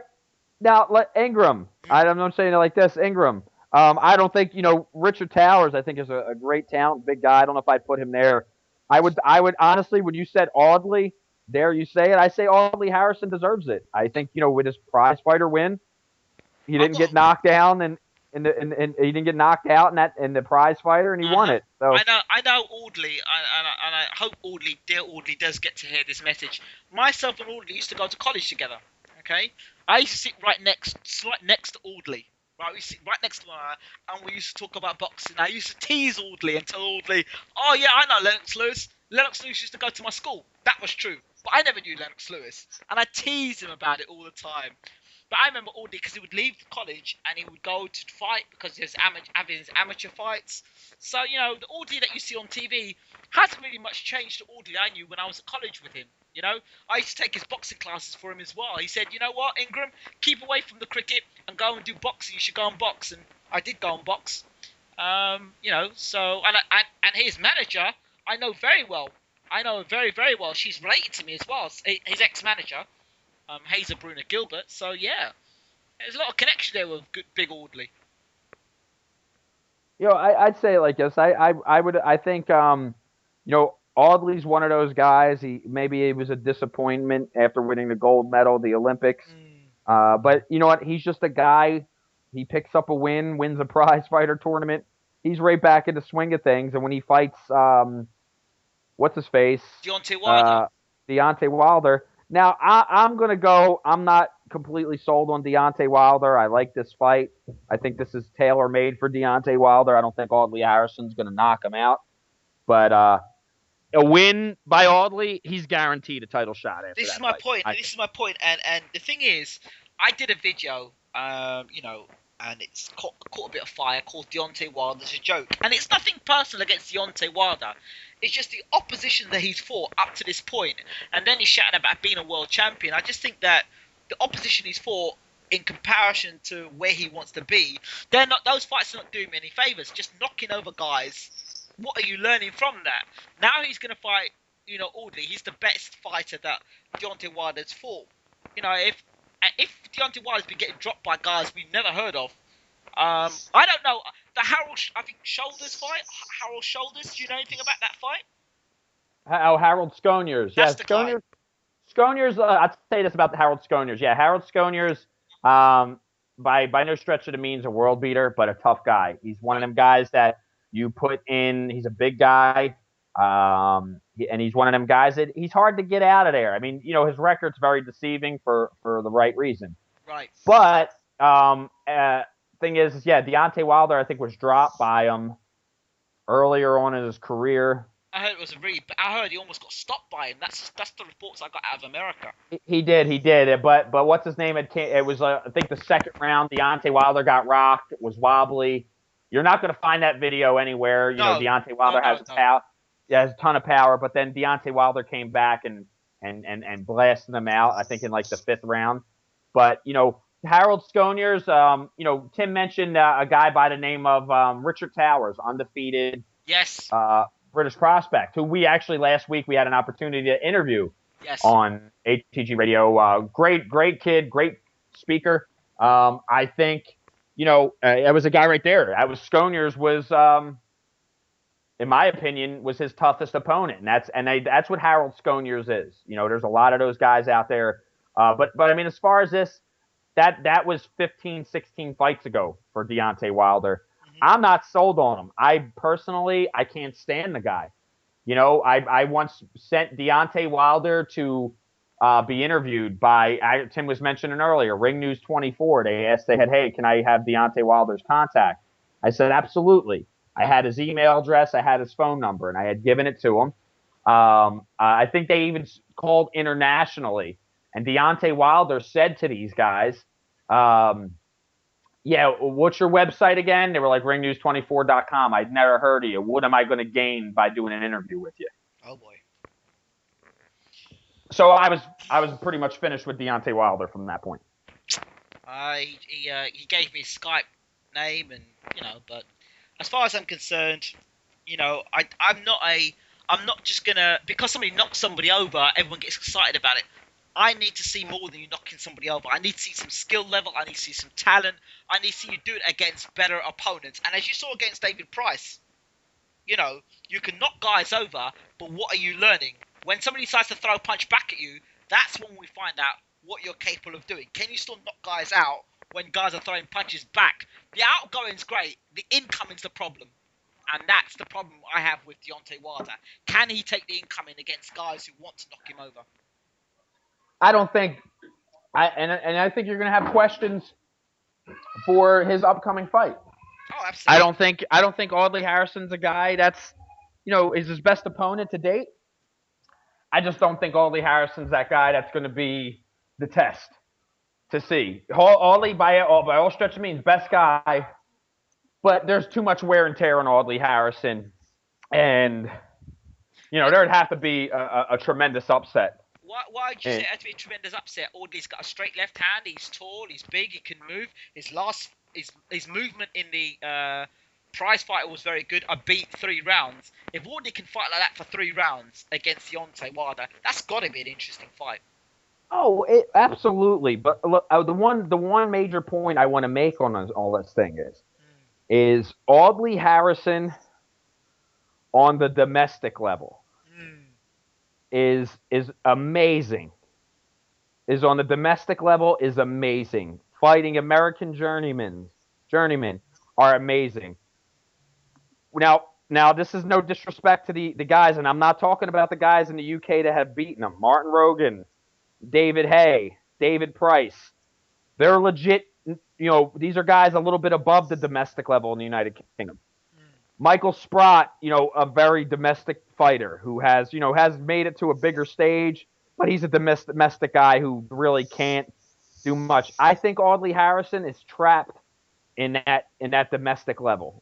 From the first time he fought Danny Williams and lost, and then he went back and he fought Dominic Wynn in the United States, who Dominic Wynn was not a world beater by any stretch of the means, but he was a guy way above any domestic level fighter in that case. And I mean, that just proved it there. I mean, besides the domestic guys, besides his win in the rematch against Danny Williams, and the avenging loss when he was losing to Sprott for 12 rounds, and then he came back, he knocked out Sprott in the last minute of 12.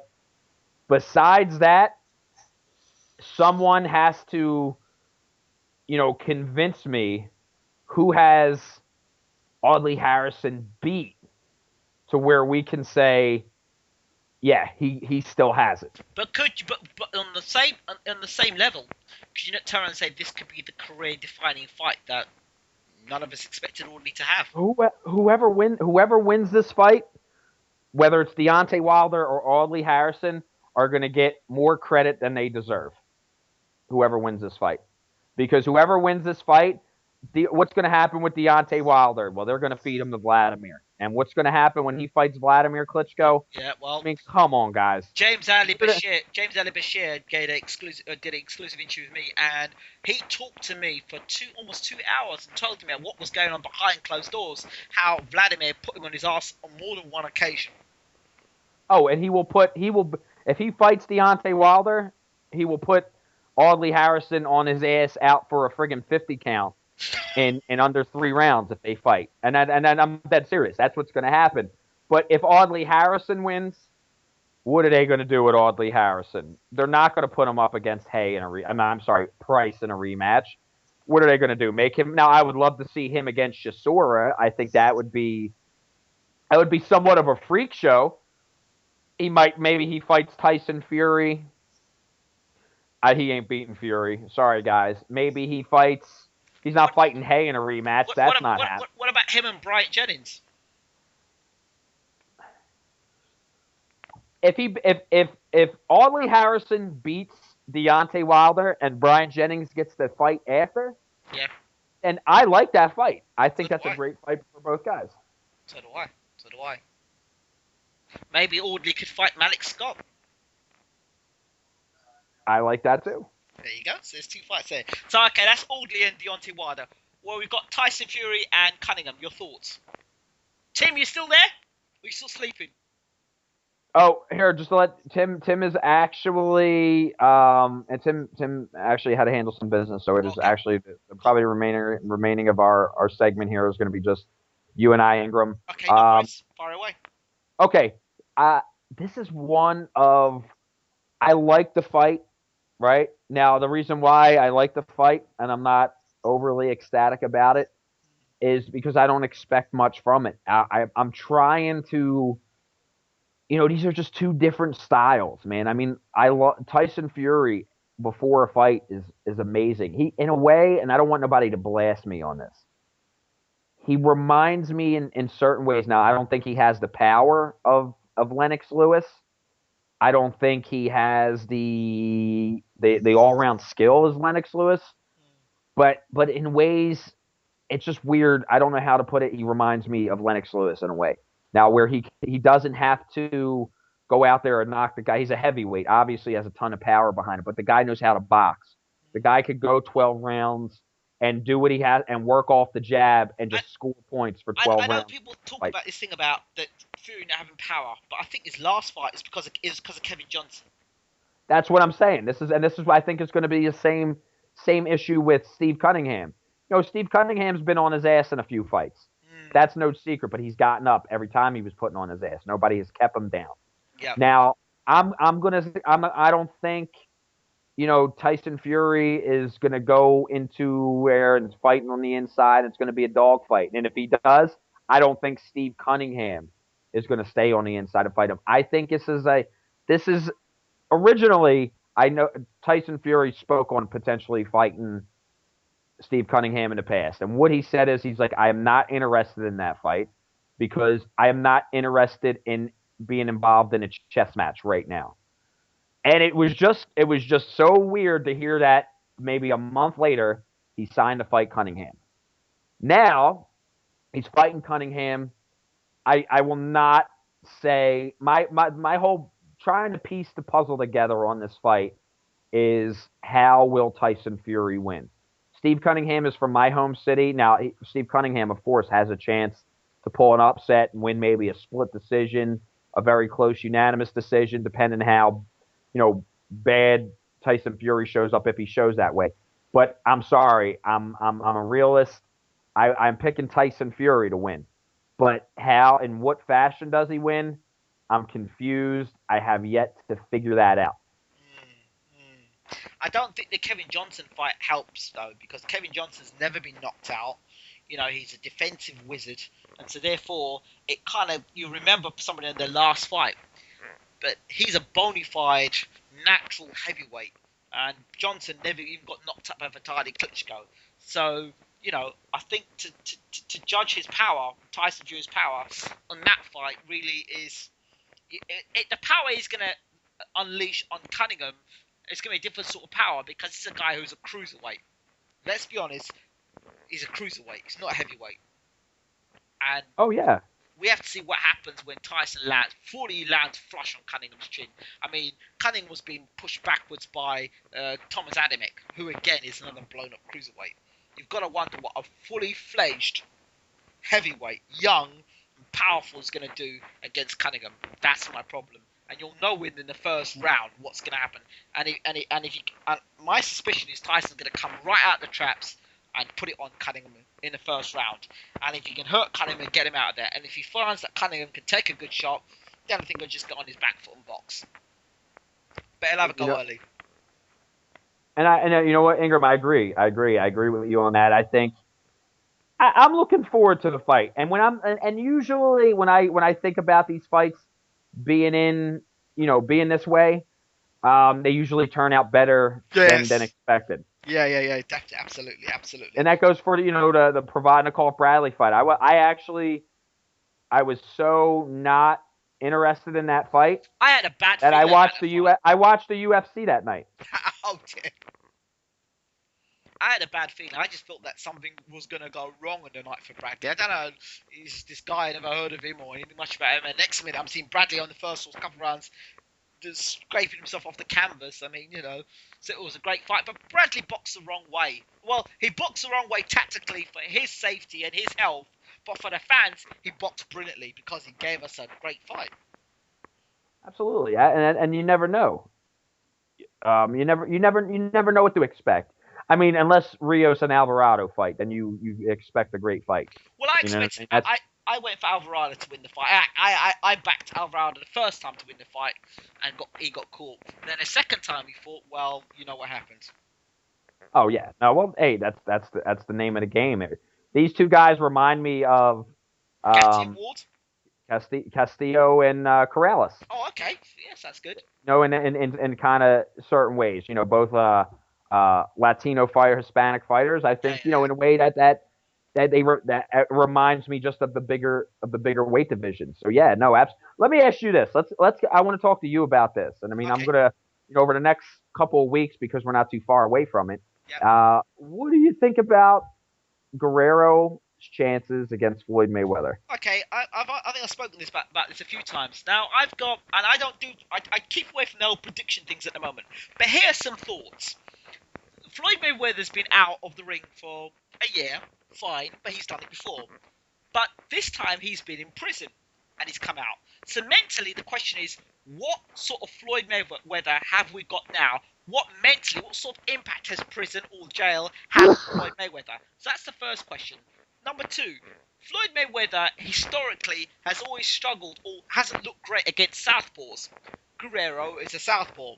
Point number three, the fight against Cotto, I think Floyd's style is more to stand in the pocket now and fight more. Where he was younger, he moved and used his legs more. Now he's standing in the pocket, so he's there to get hit more. And against Cotto, I noticed the left jab did more damage than anything else that Cotto threw. Okay? Now, Floyd comes out the fight with a bloody nose. Okay, fine. People say, oh, well, you know, Cotto still got outboxed and that beat up. That's fine.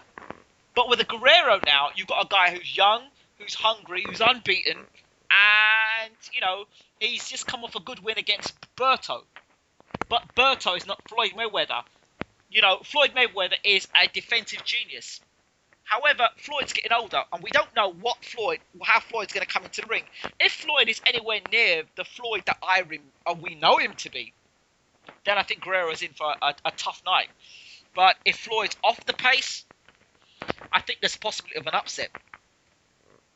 You know, and here's the thing is, going back on the Miguel Cotto fight, it was, what happened is a lot of people were like, oh, no, Floyd chose to make it a dog fight that night. Now, as far as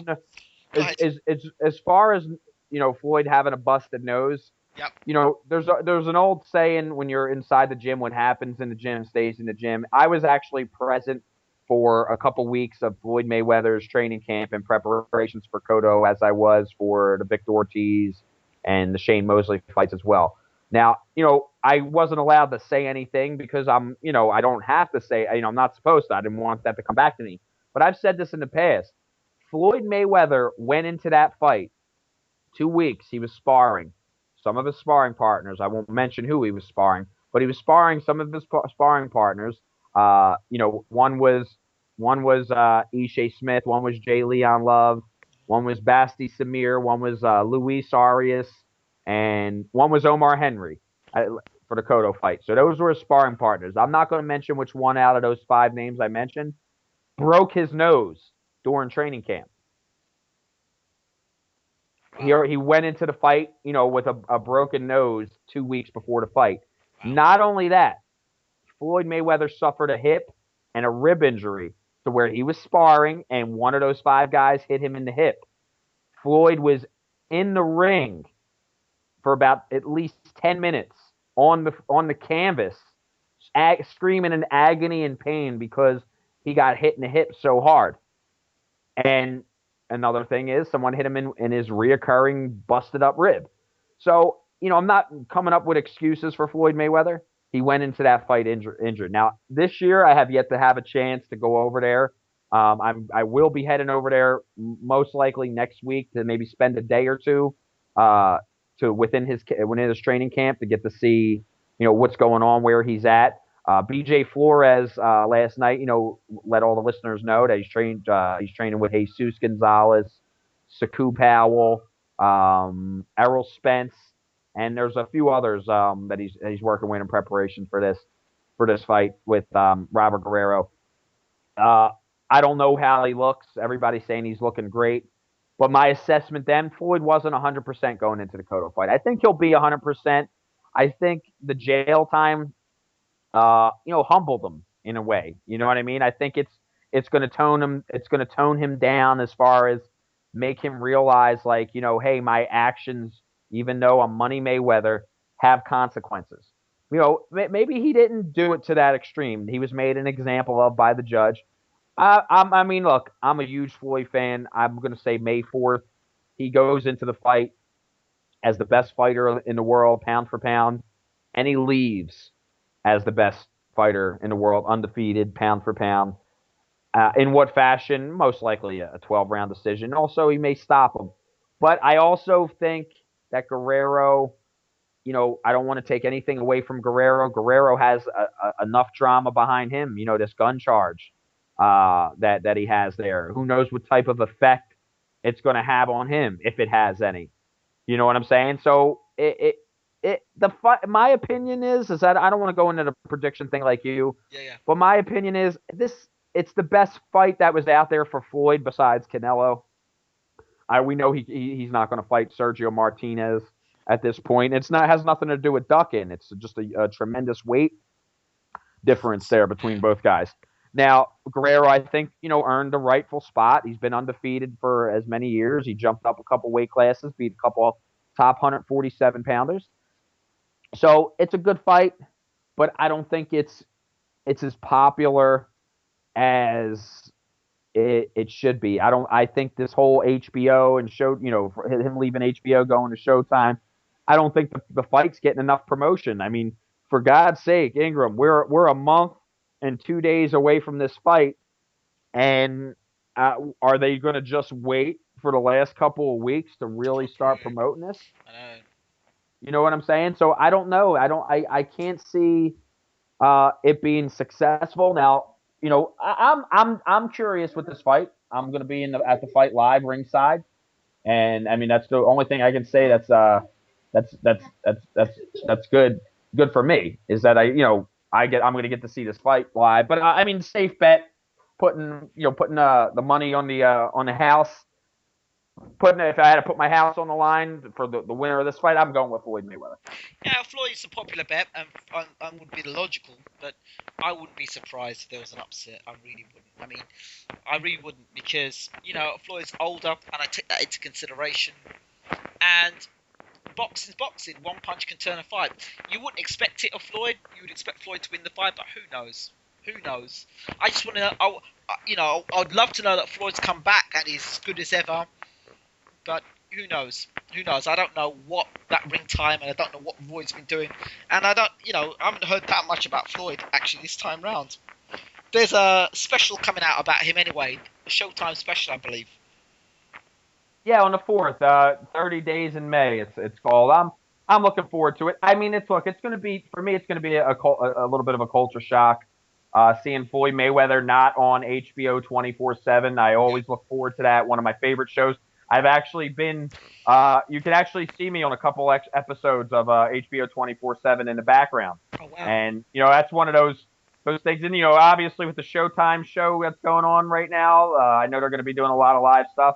I'm going to probably try to jump in there and see if I can get my the back of my head or my face on camera in the background or something like that. It's always good for my IMDb references.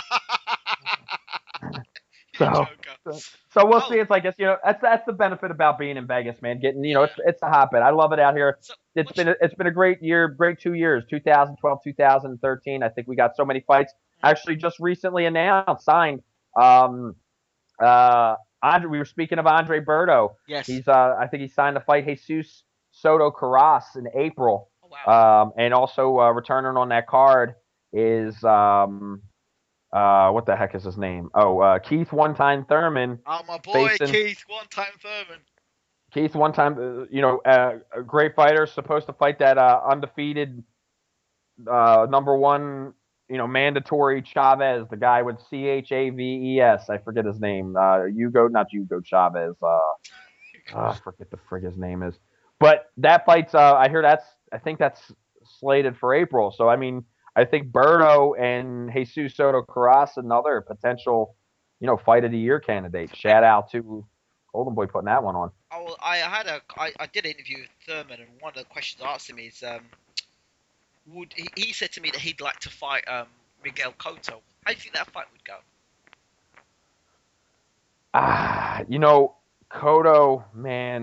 Cotto at one point for many years, I can't say it right now, was the third biggest draw in boxing, especially in the United States, in our area, probably all in boxing, besides what the Klitschko's do in Germany and in the United States, third biggest draw at the gate pay-per-view wise.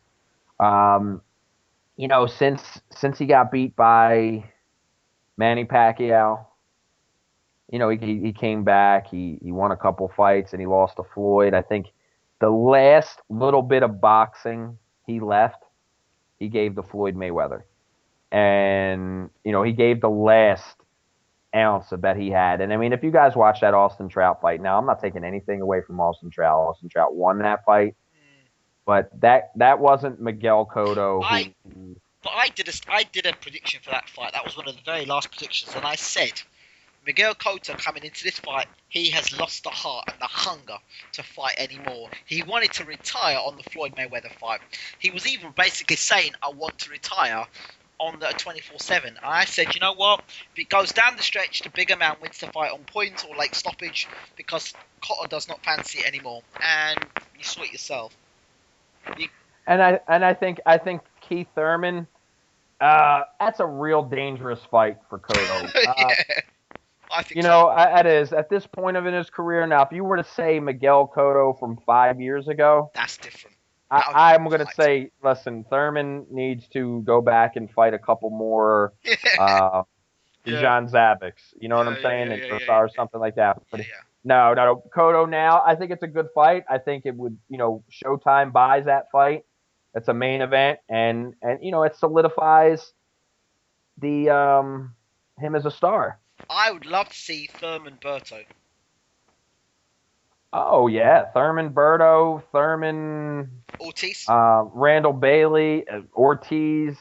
There's a lot of good ones out there that can Thurman, be. Hey, Thurman Kelbrook.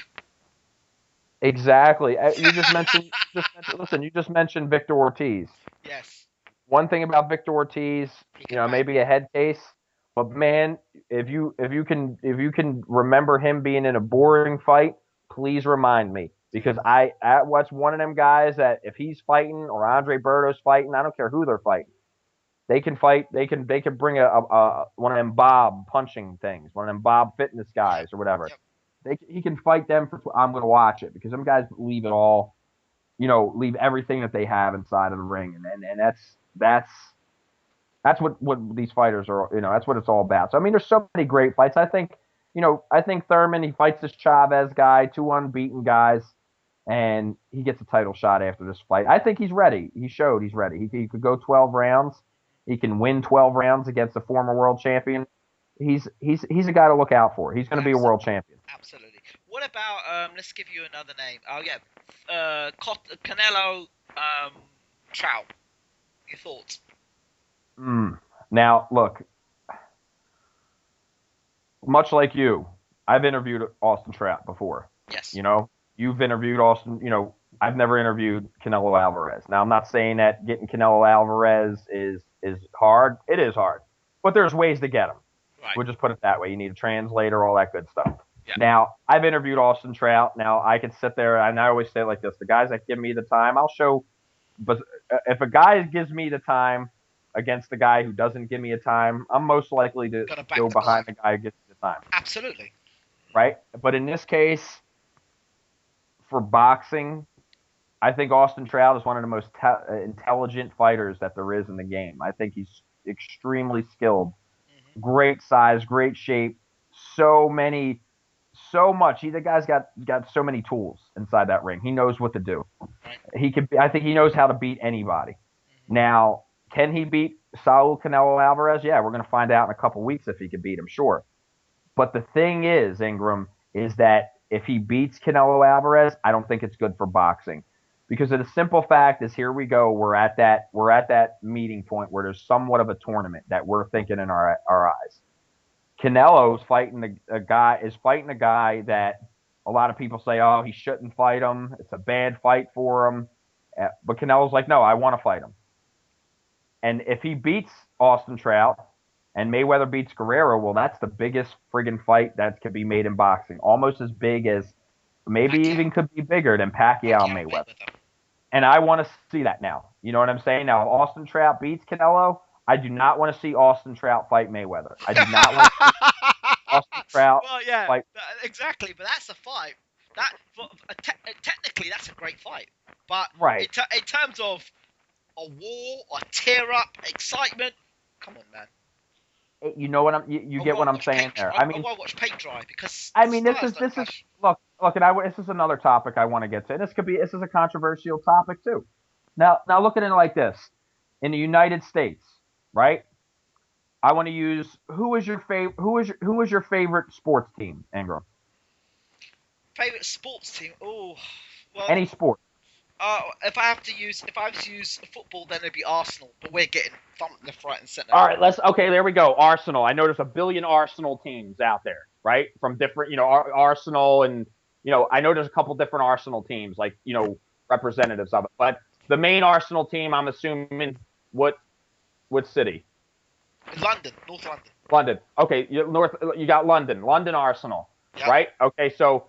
In this case, and this is how boxing is, and I'm trying to do this as politically correct as possible. In London, you're not Arsenal isn't you're not going to be interested in watching Arsenal play the clones of Arsenal. No. If you get what I'm saying, you don't want to see London face. You don't want to. If you're from London, you don't want to see London against London, right? In the United States, and I'm going to say it like this, and this is one of those unfortunate things. Two black fighters, two African American fighters, couldn't draw a stick figure.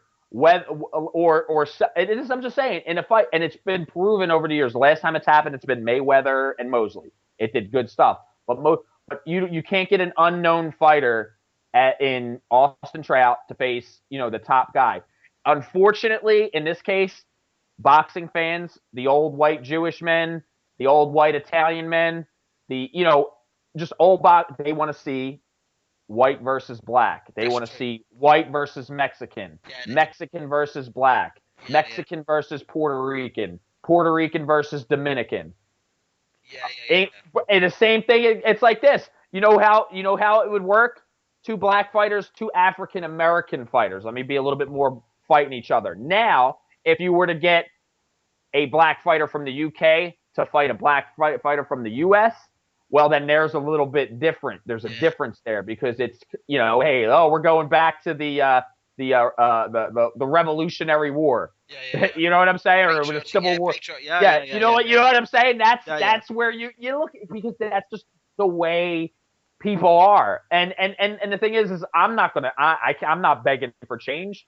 You can't beg for change, because if it doesn't sell, if it's not what the consumer wants, then why sell it? To have the fastest rising Mexican superstar in the game right now, he's the most, besides Marquez, I'd say, the most popular Mexican fighter there is. Undefeated, has the world at his fingertips right now, on the brink of becoming a major superstar. That all shuts down. Now he comes in there, the Mexicans, thousands will be there in attendance. Millions will be there watching it around the globe at home. But if Austin Trout, a guy from Albuquerque, New Mexico, who may have about 30 fans in his no pun intended arsenal, brings 30 fans to Floyd Mayweather, if Floyd Mayweather is not fighting Oscar De La Hoya, or a fighter that you can get behind. Now look at his last couple of fights. Who did he fight in his last fight? Cotto, the number one Puerto Rican superstar active today. He fought Cotto. Before that was Ortiz. Before that, Ortiz, a Mexican pretty boy, golden boy, trying to build him as the next Oscar De La Hoya.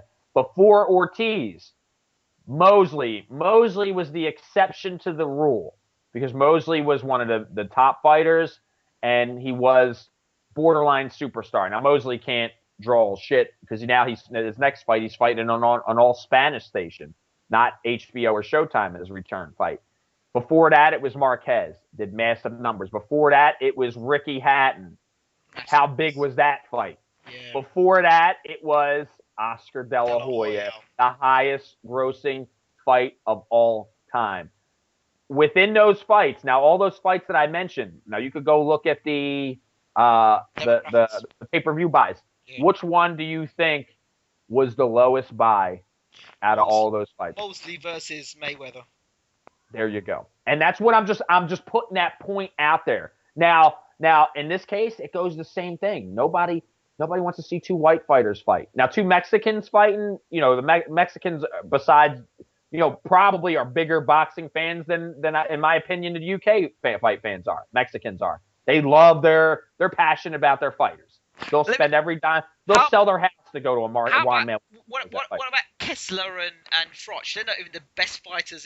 They're not the best fighter in the world, but yet those two are sold like they're the undisputed champions fighting against one another. Look at that. That's in the United Kingdom. You said I'm sorry. Oh, here you go. For instance, okay, that didn't work here. When Froch came over from the UK, the white guy, to fight Andre Ward, the black guy, the undefeated, unified super middleweight champion. This was the Super 6 final. Yeah. Froch and Ward, right? Well, and they fought in Atlantic City, and nobody was there. and that's the thing. Like, here's the thing is like, Froch, you would have sent Froch over he's from Nottingham, right? He's from Nottingham. You would have sent him somewhere close to Nottingham. There would have been a sold out arena besides a half empty Atlantic City Boardwalk Hall where most of the tickets were given out. There would have been a little different story there. But if it was if Froch moved down to 154 pounds to fight Mayweather, there would be a bigger thing. Look, Mayweather, it's just like anybody in this game. Not one fighter, maybe besides the Klitschko's. I mean, they still put 50,000. Vladimir's going to put 50,000 asses in the seat for fighting Francesco Pianetta.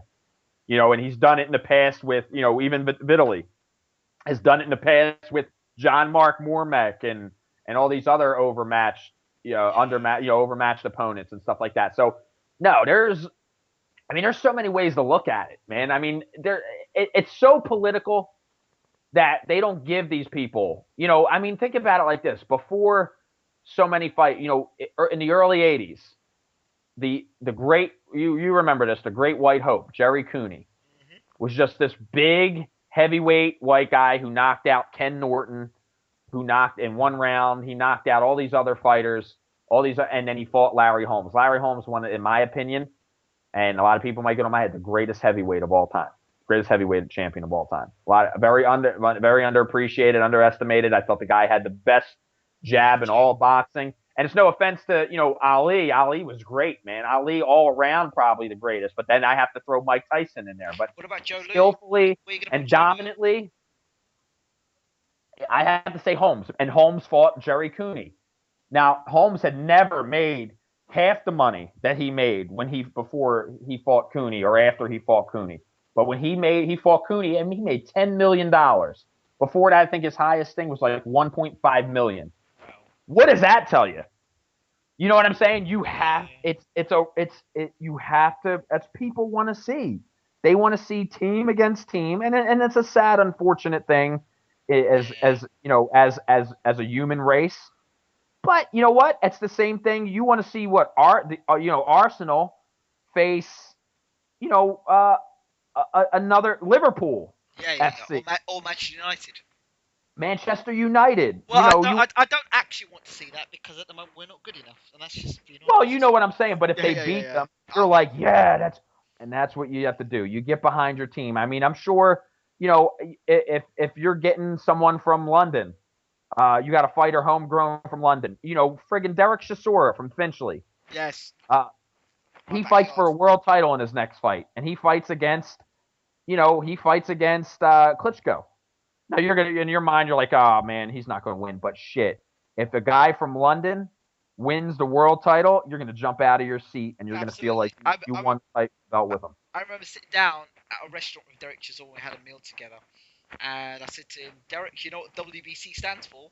He says, what? I said, will be Chisora, and that was just before he was gonna fight Vitali, and I actually believed he was gonna give Vitali his toughest fight to date, and he really did. He gave Vitali a tough fight. And if he was more experienced, it'd been a good fight. I think Chisora, a sensational fighter, and hopefully he's taken things serious with his career.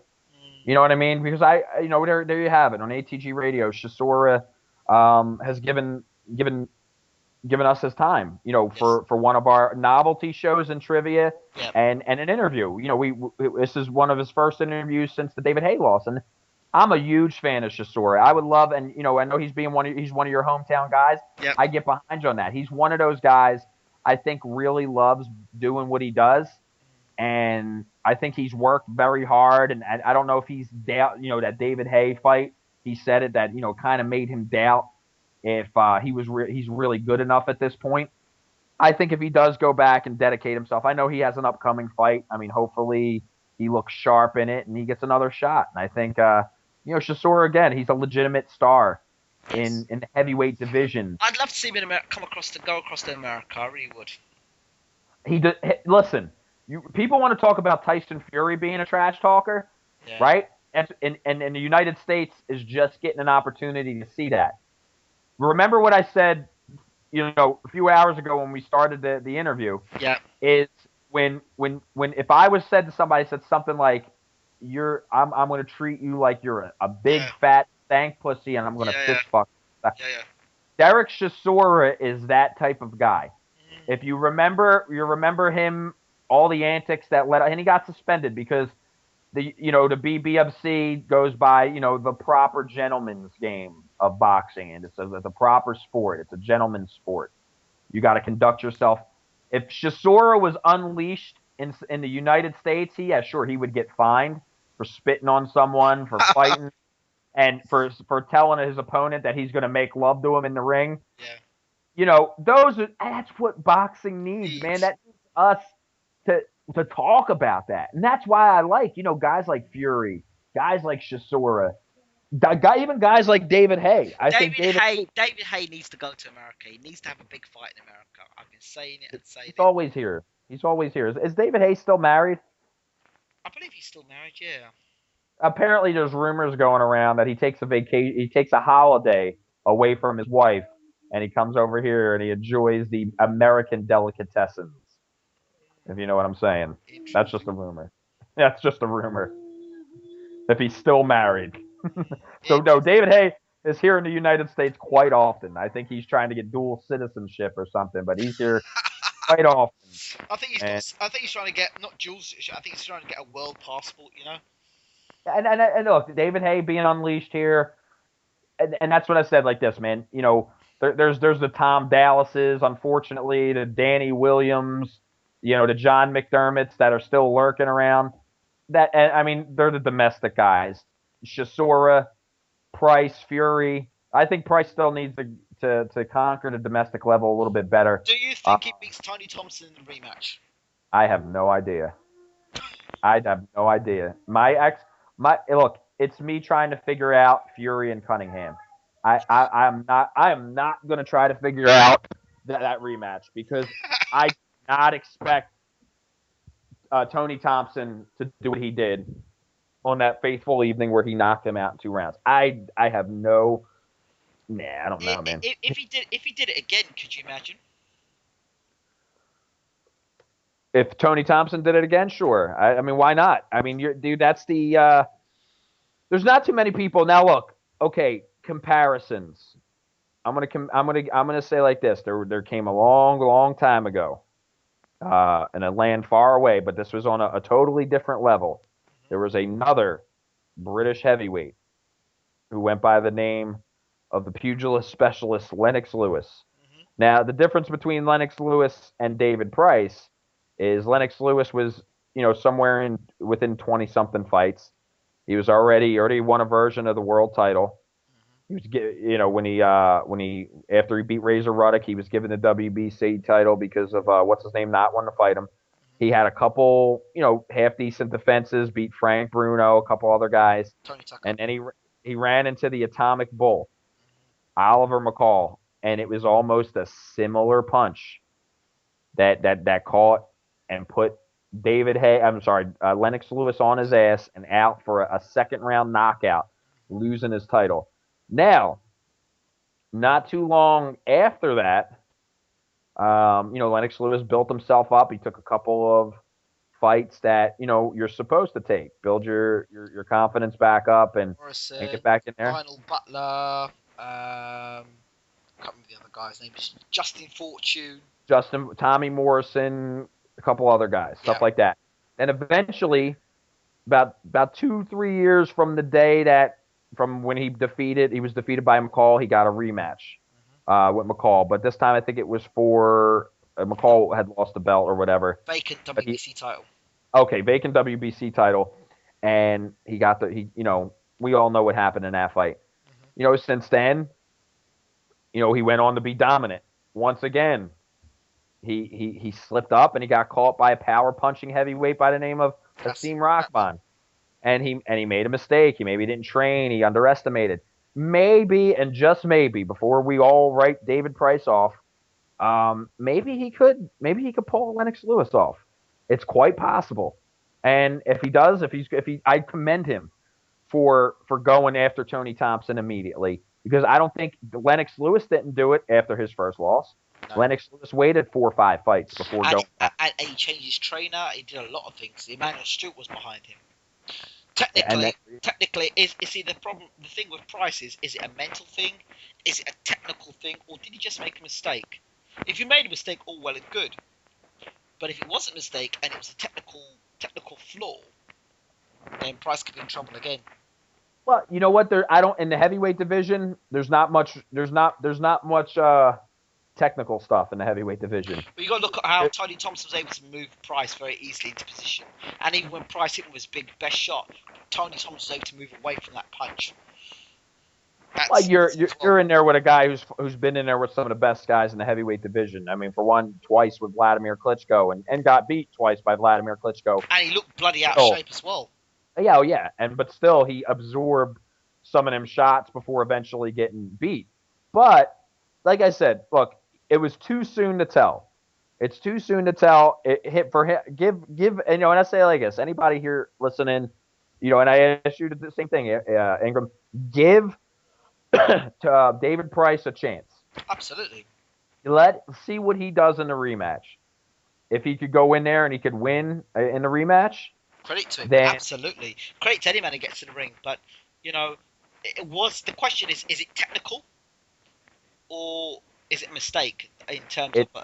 I don't think it's either. I think it's just in the heavyweight division when a 250-pound guy is throwing a punch at you, and if it lands on the right spot on another heavyweight guy, you go down. And I just think because it was in the back of the ear. It was like basically right on the ear. And it's hard to keep your guard up there, especially with a heavyweight. I think, in a way, maybe him keeping his hands down, maybe him not moving his head properly. To me, it's just one of those things that happen. I'm throwing the uppercut on the inside when somebody throwing the uppercut from so wide. That's what started it, by him throwing that wild uppercut. You have it there. Now, if he didn't land that punch in the second round, yep. I would have think Price would have cruised to a decision victory if he didn't land that punch. So yeah, it's a little bit of a mistake. Yeah, I guess. Look, I did say neither, but maybe a little bit of both. Maybe a little technical, and definitely there was a mistake slidden in there. Him, being off guard, being out of position to get caught with such a punch. Oh, his confidence is going to be tested. It's going to be a real test of character for David Price, and I wish him all the best. Obviously, I hope he can do well and sort of get his career back on track. But he's a star. But if Tony Thompson does it again, where does that put Tony Thompson? Tony Thompson. Let's hope Tony Thompson does not. I spoke to Tony Thompson. Tony Thompson said, "Well, what his plan is to win the fights, fight Vitaly Klitschko." Beat Vitaly Klitschko, and he said he knows he's not going to get a third fight with Vladimir unless he beats Vitaly Klitschko first. So he wants to beat Vitaly Klitschko to force Vladimir to fight him for a third time, and then he says if he gets that third fight with Vladimir, he's going to beat Vladimir. Wow.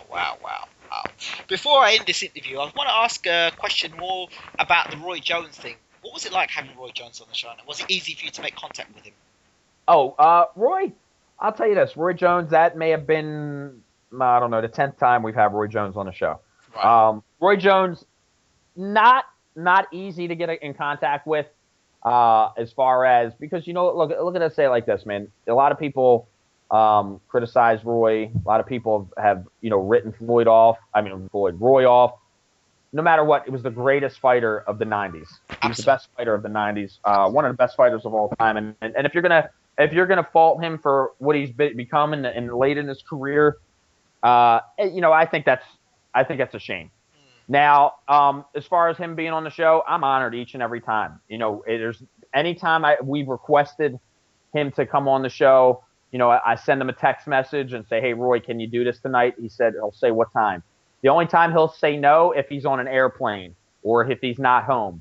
But 8 out of 10 times it's always a yes for Roy Jones. So no, Roy, I've never ever had a problem. Getting him on a show when I really needed him. Wow, I've always been a fan of Roy Jones. Great fighter. I called him the Black Superman as I sent you on the Twitter message, the Black Superman. We can listen, and I'll tell you like this, Ingram. In the future, again, how sometimes getting some of these interviews, it's easy. Sometimes it's easier, but sometimes it's harder than others. In the future, a lot of the people that have appeared on ATG Radio, we're gonna do our best, to do it. I mean, I want in the future to make sure a lot of these guys that are appearing on ATG Radio appear on BaylorIC TV. Wow. Such as Roy Jones. Again, such as someone like David Price too. I mean, even in the future, even if we have to do something where we do a dual show, BaylorIC ATG Radio show, where we just go together and tag team on the guests and stuff like that. That would be awesome. You think that's the sort of thing I'm talking about, man. You know what I'm saying? So like I said, in the future because some of these guys I know we with the international appeal, I know a lot of fighters, it's a little bit harder for them to get onto like Skype and to get out there internationally, but to get all these guys, I mean, like, some next week, basically tomorrow night's show, I don't have tomorrow night's our co-host Mike Doss. It's his special. He's going to be bringing on about 4 guests, but confirmed for next Monday, this Monday's ATG Radio episode, and I hope that we could be joined live by Ingram Jones on this Monday's ATG Radio episode.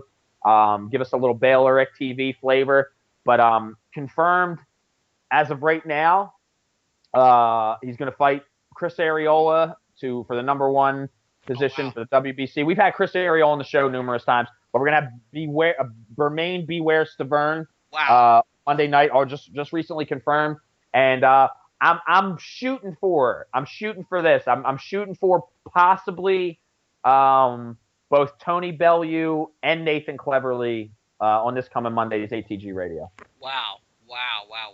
That would be great. That would be great to get them on the show. And we would love, and Ingram, we would love to, like I said, we would love to have you come on there and get in on these interviews with these guys. You know what? Consider it a date. I'm on. I'm there. Consider it confirmed. I'm on. Like I said before, I've always wanted to do it, and now's the time I feel confident in doing it, because beforehand I'd only done my first couple of interviews with Tyson Fury. Now I've got a whole list of fighters that I've interviewed now, which is really good. Then you come on and you join us, and then, like I said, man, you're gonna see. I want you, like you've invited me into your home, into BaylorIC TV, and I'm gonna tell you like this, man. I've had a blast. I mean, man, I'm hoping this is like a 4-part thing. I mean, we've covered a lot of stuff. We have. And I appreciate you allowing myself. Tim Cudges obviously isn't here right now. Yep. To give us your platform to talk, but we want to dare you to join us on absolutely. ATG Radio. Absolutely. Listen, you talk about Marvel and DC. This is what it's about. I love it, the crossovers, when Batman comes in a Superman cartoon or Superman goes in a Batman cartoon. It's like that. I love that sort of stuff. I love crossovers. And I'm going to tell you this, in the future, I don't know if in the future, myself, ATG Radio, we're going to bring some great flavor here to BaylorIC TV, some great guests. Spur of the moment. The next time I'm at a live fight, you never know. I may be on Skype with Ingram Jones, and you never know who's going to stop by to where I'm sitting at in press row, and you never know what we might deliver at the live events. So sounds fantastic. This is going to be a good. We got a good relationship going, and I look forward to. I love your show, man. I love BaylorIC TV. Ingram Jones, I said this at the top. I'm going to say this at the close. You're doing a tremendous service to the boxing community, to the boxing fans. You are, interviewing some of the top names, and it's not just, there's a lot of other people that just some sour friggin' interviews. But I remember, you're the 2 Tyson Furies, the Yuli Fury, your stuff with the entire Fury family, Peter Fury. It's just amazing. And I say it like this. If anybody, if for whatever reason you're listening to me talk, if you haven't listened, go back to the archives of BaylorIC TV, go on his YouTube page, subscribe, like his channel, his videos, and go back. And if you don't listen to anything, listen to the Tyson Fury ones. Listen to and you will see. And then if I'm telling you like that, it's not just that. Most recently the Seth Mitchell. you were the star of that interview. And there's just so many other great interviews. I mean, every day I'm getting tweets and messages and links for new BaylorIC TV. And I think I have like four interviews I got to catch up on. So there's so much out there. Gotta give a shout out to Doghouse Boxing because they've really been supporting what I've been doing. I don't know what your relationship with Doghouse Boxing is like, but I've got to give them a shout out. They've been tweeting and including my stuff on their page and Fighters Rated. My gosh, they need a shout out as well. So I want to clear the air on this. I have no problem with anybody. I am I think, look, if I just say I'm better than the other internet radio shows, we're better than. We leave it as that. Yeah, that's cool. That's just that. But besides that, I don't dislike anybody. Everybody doing it, they're doing it for boxing. You know what I'm saying? And I'm not mad at that. I'm not mad at that. We need this sport to thrive. I mean, there's so much out there. We can open up so many doors for ourselves and for the people that come before, to come after us. And, internet radio shows, with boxing websites, videography, everything. You know what I'm saying? What we're doing, what Ingram has been doing, and we're just like I said, man. It's just all for boxing, and I'm just grateful to be a part and be associated with some great people. Frank Steyer, thank you so much for talking with BaylorIC TV and myself. I really appreciate it. It's been a pleasure talking with you. Learned so much more about the game. And heard some stuff that probably I would never have heard unless I'd done this interview. So thank you so much. I've got about 3 hours worth of interview here, so I'm going to have to break it down into hour segments probably. Don't forget us singing A Caribbean Queen. Oh, absolutely. Oh, that's going to be kept in there as well. So get tweeting and get those fans ready. So I'll be cutting them up and sending them out as soon as possible. My man. Thank you, Ingram. Thank you so much. Take care, my man.